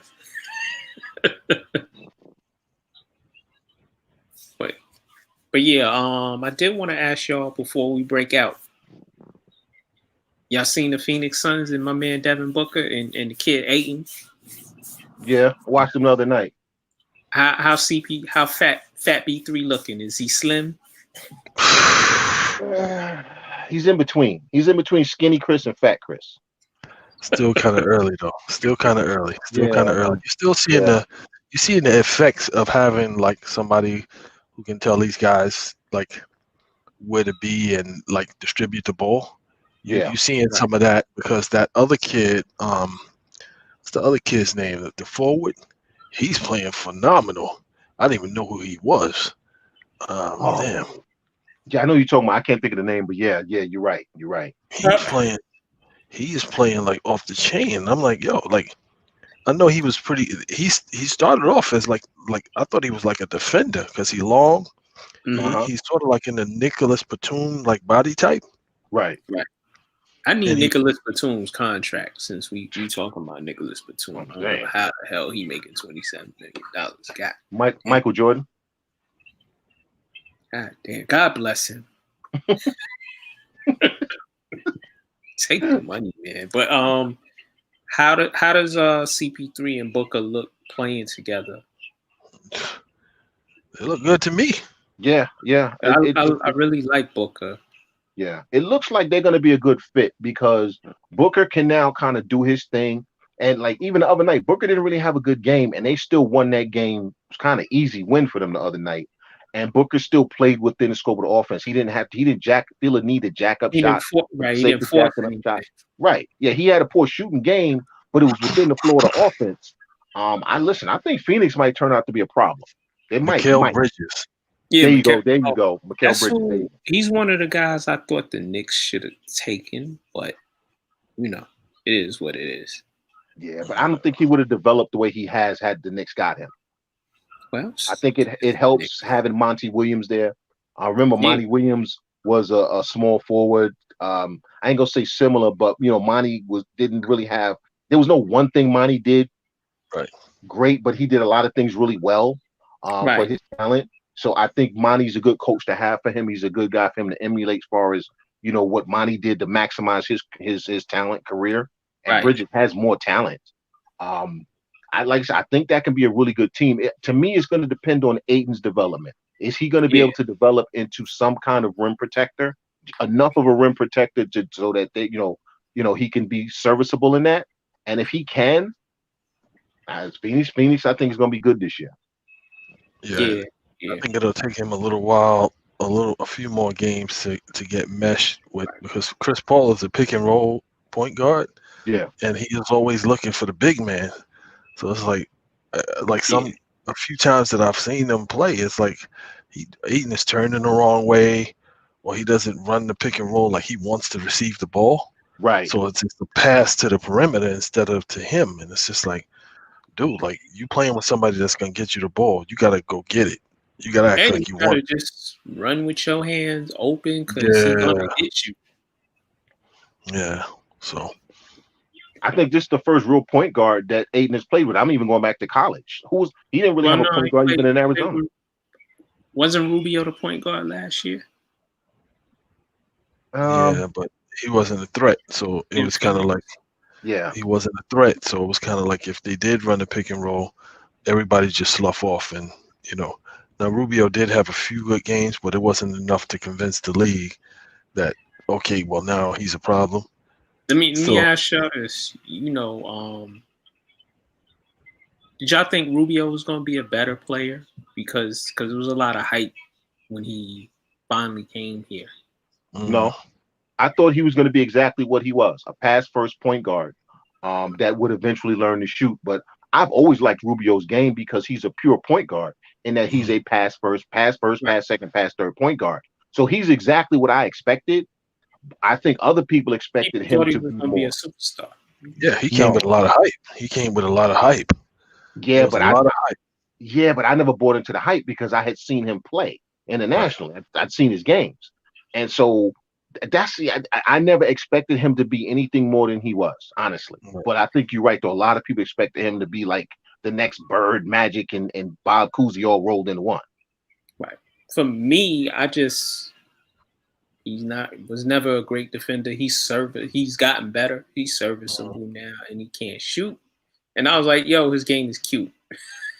And I watched him, play overseas, and I'm like, he got a cute game. And then again, he was 19, right, 20.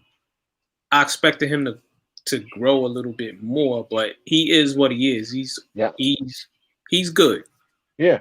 He's kind of the same player now that he was at 19, honestly. It's just smarter. Yeah. But his game is pretty much this has pretty much been his game the entire time. Like if he had ever Golden State at their peak, if he had been there, oh my God, the assist numbers he would have racked up would have been ridiculous. If you had put him on some teams where all he had to do was just be a pass first point guard and everybody else was, some of them Laker teams or whatever, his assist numbers would have been ridiculous. But if you're looking for him to be a scoring point guard, you're looking at the wrong guy. Yeah. So I was having a debate with one of my high school buddies, another one. Could I get the first name? Nah. He was telling me like he's another one that is a Dallas fan. Oh Lord. So I'm like, dude, like Dallas, they look good. This dude is gonna be putting up gaudy stats, but in the Western Conference, you talking about Luka? Yeah. Until teams realize, okay, we need to double team him. We need to double team him, or trap him. Make him work. Yes. It's like, you're not just gonna come down, back down, do the Euro step and just come in. You're not gonna be able to do that till teams, and it'll take them a few more games before they realize they don't really have anything else besides him. Because even when Porzingis comes back, Porzingis is a 7'6" 3-point shooter. Well, that's his fault. And you got Kleber, you got Burks, you got Hardaway, you got some guys who can. The kid Powell is really good. They have a good team. Like I said, they're a top 4 team in the West. They're a top 4 team in the West. Well, with KP, without KP, they're not. No, with KP, they were top 4 team in the West, and I know that Bishop don't like Luka, and that colors a lot of what he says. No. He's a decent player. He's just going to be on a bad team. He's just going to be on a bad team. Decent. Yeah. Come on, son. He's top 5 right now. Yeah. Well, again, I'd like to see them win the playoff series and actually accomplish something before I put them in the top 5.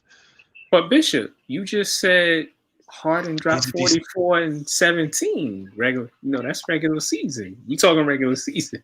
Yeah, but Harden has been a scoring champion for 3 years in a row. He's been an MVP. So he's done some stuff. His body of work is a bit more comprehensive. So Luka won Rookie of the Year, and he's about to win the MVP this season. So until he does, he'll be in that race. He's in that conversation. No. Yeah, he's getting the MVP because they've already started the narrative. You know that's a narrative-driven award. We gonna make another iced tea bet, Chandler. Until he actually gets it, he ain't got it. I told y'all last year Giannis was getting the MVP because that was the narrative starting the season about Giannis getting the second back-to-back MVP. Luka's getting this MVP.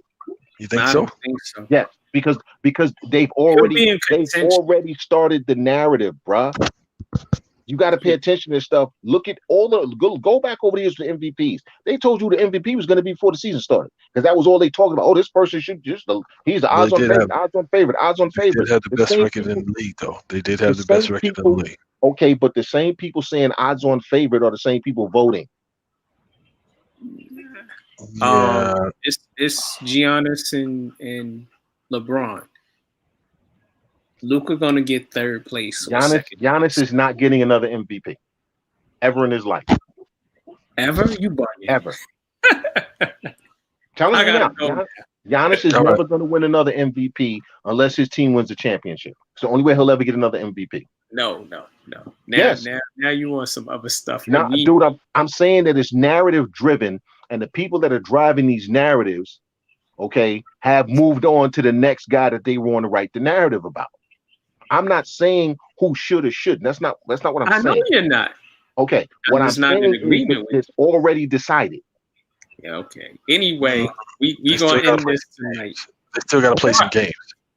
Okay, you can say that all you want. Luka winning the MVP. Shh. I was joking. The Yo, voters have already decided. The voters have already decided who they're going to vote for. okay. Listen, this is In the Paint. I'm Max 611. My brother Angus Black, aka Big Brother R, Rodney Jones. He couldn't be with us tonight. And hopefully we'll be on Friday. And I just want to say Happy New Year to everybody. Those that check us out, please continue to do so. Check out In the Paint YouTube channel, In the Paint Media Group. I got my brothers Chandler and the Bishop. They held me down tonight. My brother Ronan was on the show, held me down in the chat room. My brother Ish, thank you. My brother Holla. It's In the Paint, the realest show in sports.